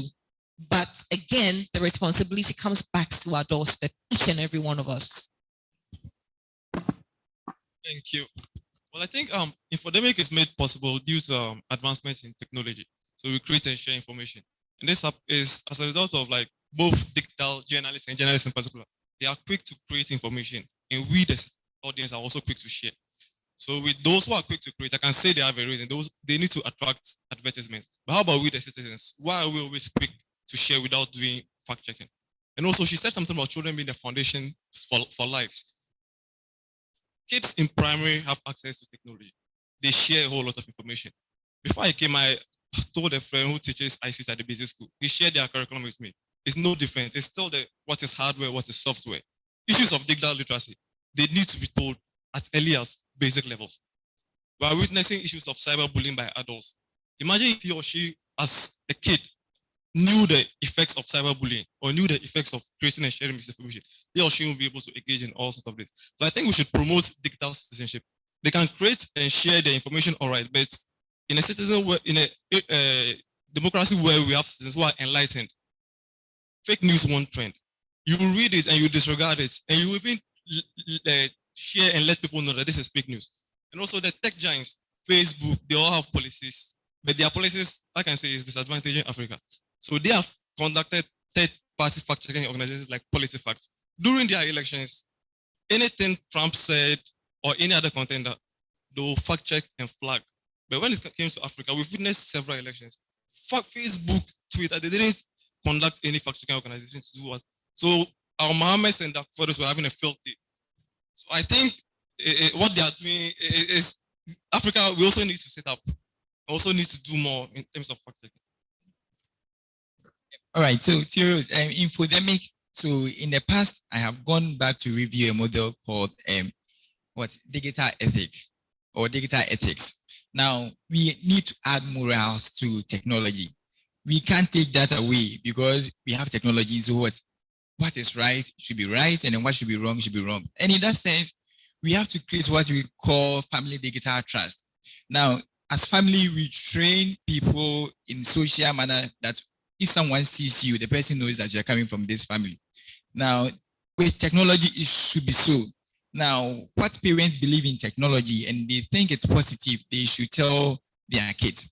Now, as a country too, we should not forget that even before the advent of technology, our 1992 Constitution, Chapter 6 has mentioned rights, responsibilities, and etc. and everything there.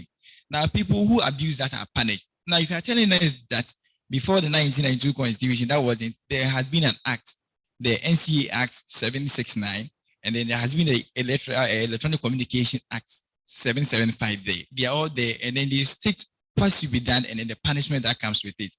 If we are not as a country creating awareness on that, for example, this guy, the Fix the Country guy, had made a post in the UK.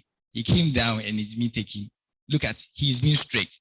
Did he know the consequences? Maybe he's a lawyer and then he knows and etc. But how about people who are in the minority and they don't know at all? Or was he, on a mission or agenda? Whatever be the case, let's add morals to technology. We can't take our education, has to be reformed. Let's add morals and ethics of technology in our education. Teachers should see that education should include technology training and that students shouldn't be taught in the past, what has been done in social studies, what is being done in social studies. We've not added anything technology to social studies. Meanwhile, tech is part of us and etc. So finally, let's tell people sharing is not always what? Caring. And then seeing is not always believing. Maybe we can have a better world. All right, thank you very much. Let me borrow the words of my parish priest. He said something. He said, the dance of a naked madman is funny when he's not your family member. So you see, all of these that we have spoken about actually boils down to stakeholders. So who are actually the stakeholders of all that we are doing? There's in the context of where we sit in a country called Ghana, and Ghana is within Africa. And so it puts us there. So if we are looking at infodemics, the problems that it creates is massive, but how are we able to tackle this problem? It comes all back to us as stakeholders. And so whether we are professional media persons or we are mention your word, yes, citizen journalist, which I know the citizen journalists create and share more content than the professional journalists. But I think there is a gap that we need to bridge and then try to bring in the digital literacy bit of it so that we are able to find a way to conscientize the non-professional journalists so that they are also able to promote and assist the work of the professional journalists so that we do not have that gap where the professional journalists are going towards a particular direction and the non-professional journalists, including you and I, try to create some kind of perceptions that brings false information that create negative impact. I think a lot of NGOs are doing well in these spaces.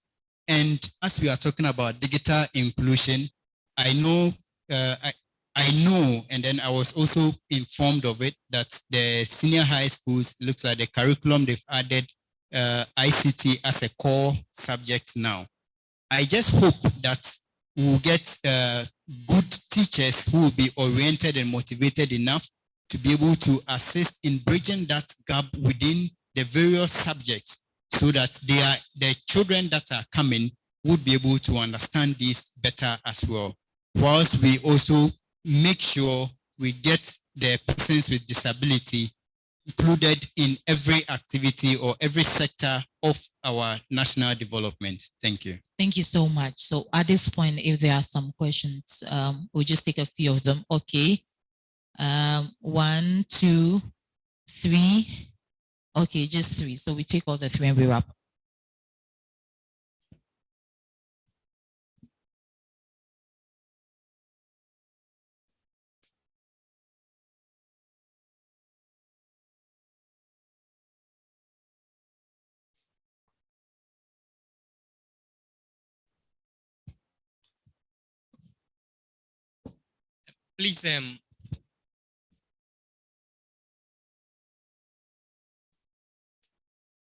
Please, may I know your name again? My name is Theo Rose Eliklim. Okay, I think the lady in red. My name is Miriam Asayajaman. Thank you very much. Yes. So thank you very much for talking about issues pertaining disability. I'm talking about 3 things at the moment. And then I heard you do some advocacies in the SHS schools. I don't know whether I'm right. Yes, one of the panel does that.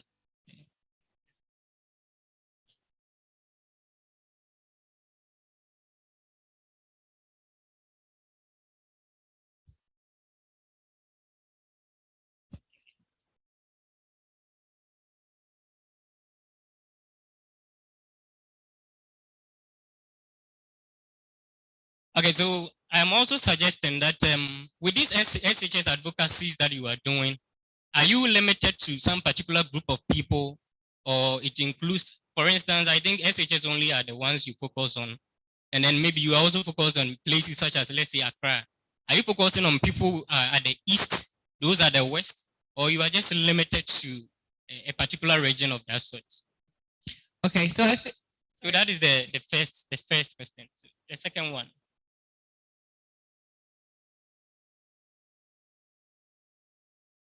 All right, so also with these schools you are talking about, they don't have in-depth knowledge when it comes to technologies.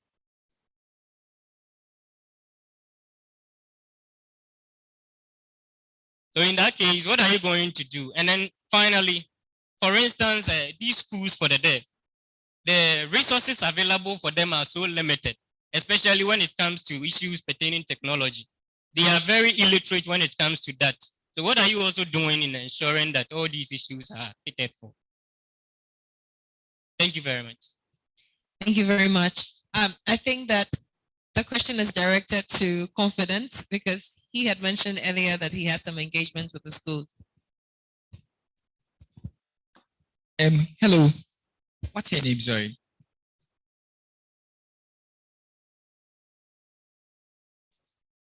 Okay, Ernestina. So truth to be told, so we've been looking at education and then literacy to people that, you know, we think we've not focused on persons with disability, and then we are very sorry about that. Maybe it should be on record that people in this room will have maybe we come to a consensus that from here we are setting up a team to visit people with disability, because it has never come to thoughts that people with disabilities and then we can visit them and then do those things. So tell Ernestina that maybe you can start something like that, and then all of us will agree and then go and help. I'm sure I've answered your question.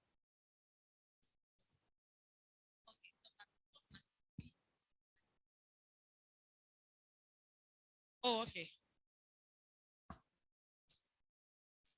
The questions are three. So one is it that those implementations, what you are doing, is it focused only on Accra or it's everywhere?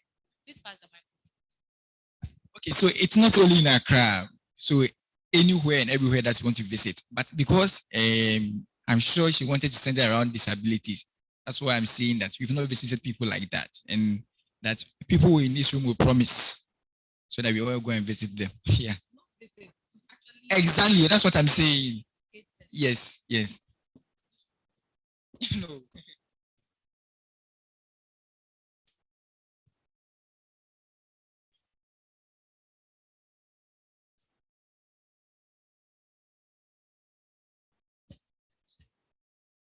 Just a quick addition to what Confidence said earlier. I think the last time we had a program at the Nat Hall, I'm sure that Dr. Millicent would remember, the Ghana Blind Union had petitioned the Ministry of Education, also in the line of inclusive education, to make assistive technology more accessible to students with disability. And on that day, they had illustrated how to use certain softwares and hardwares that makes reading and understanding, education easier for persons with disability. Just a follow up to what Confidence said, I think that the Ghana Blind Union, together with CSOs and the media, should drive an agenda to create more awareness about the availability of these technologies to be used in these schools, because they could go to the secondary schools and do their digital advocacy. But our focal point here is persons with disability. So it would take the efforts of the Ghana Blind Union and the other stakeholders and the media to make sure that these assistive technologies are, first of all, are made known that they are available, and also push government or whoever else will be willing to make it more accessible to the students.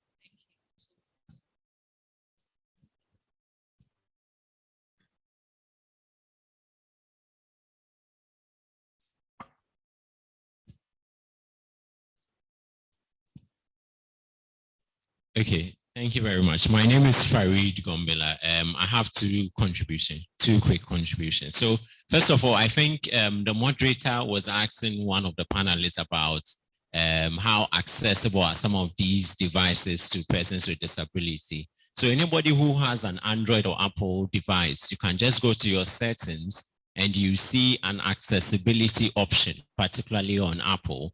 Once you click on that, there are a suite of options there. There is the vision, there is the hearing, there is the mobility, and what have you. So anyone who is interested, you can just do that and explore.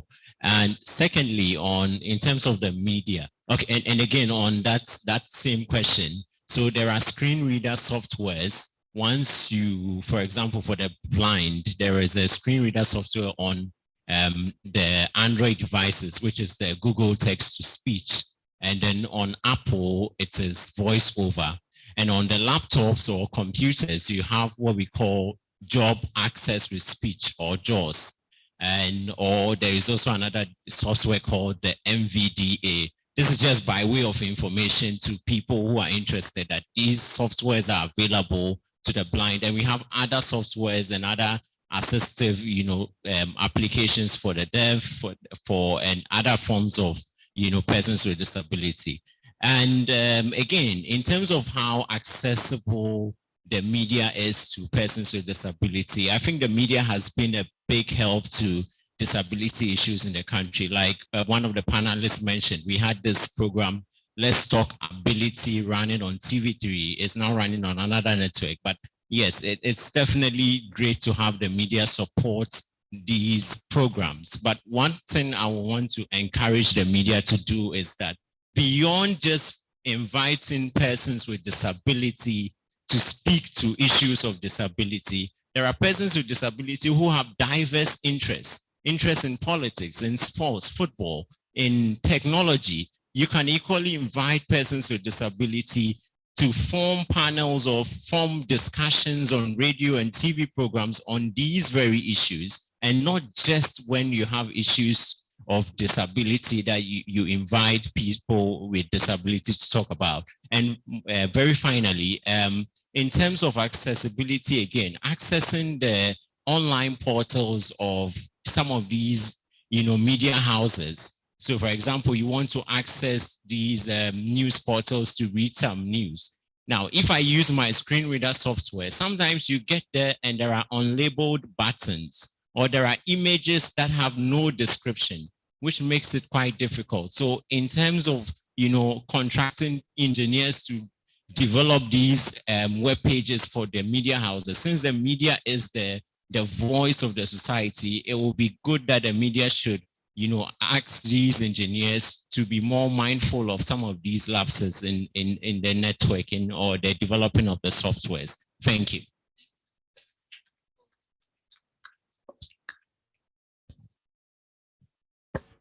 Okay, thank you. Nicholas here once again.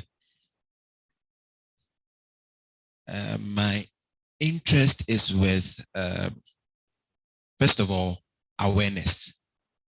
Now, awareness and then stakeholder engagement go hand in hand. A confidence mentioned that they went to a school and then some of the students were refusing to perhaps hold a computer or participate in IT issues. Now, perhaps, have you tried engaging PTA? Sometimes parents are made to be aware that computer is harmful to their parents.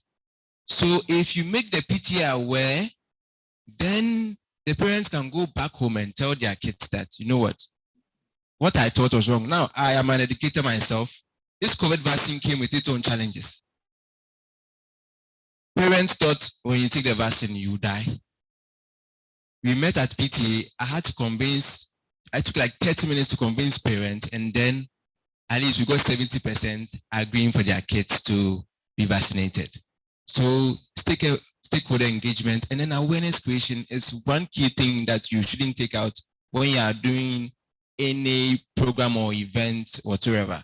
So that's the first contribution. And then the final thing has to do with social media.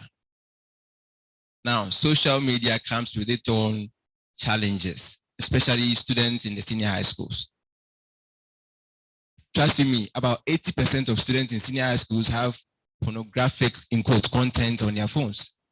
They are not looking at the benefits of social media because one, as we are all saying, they are not aware of digital inclusion and digital rights and so on and so forth, and they just share. I call them sharing precedents. Immediately they see the thing. If you don't post, you die. Then you start sharing. If you free data, free this, free that, they will just share. They don't care. They will just be forwarding agents. They will just be sharing. So it's high time we resolve the thing from the grassroots such that they become aware. We engage them more, and then from there we take it up front. Thank you so much. All right. Thank you so much. Okay. Thank you so much, Francis. You wanted to. Do you still want to make your submission? Okay, that's okay. Contribution. Okay, please. That's the last one, and then we wrap. Yes. Thank you very much for your discussion today. And one of the things that I wanted to contribute, and I kept saying it from yesterday, that we really need to curate and share the projects that persons with abilities are doing and put their projects forward, because the media gives us so much opportunity to showcase what they are doing.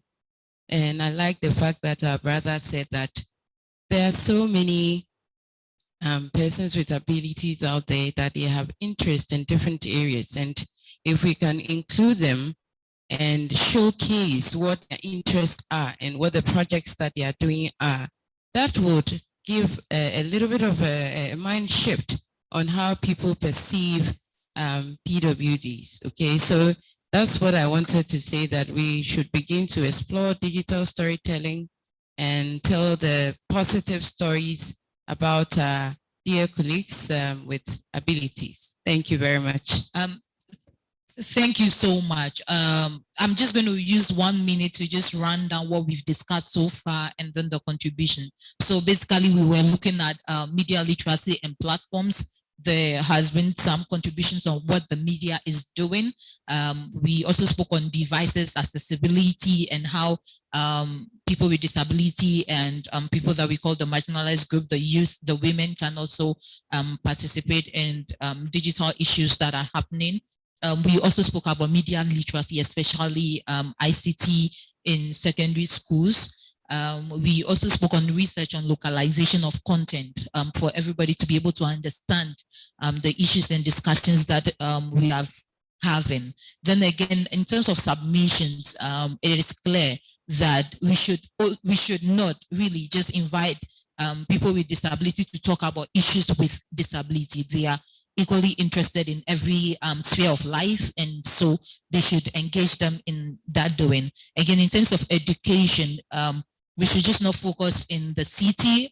Education should be cut across every region, every area. In terms of building capacity or even building infrastructure, that should be done.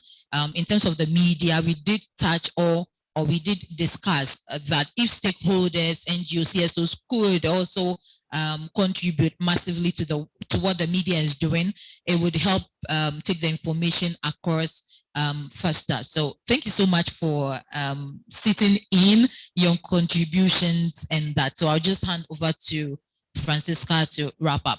Now we'll send around the evaluation form I think we have for today. It will be shared soon. Please take your time and evaluate that as well. Thank you.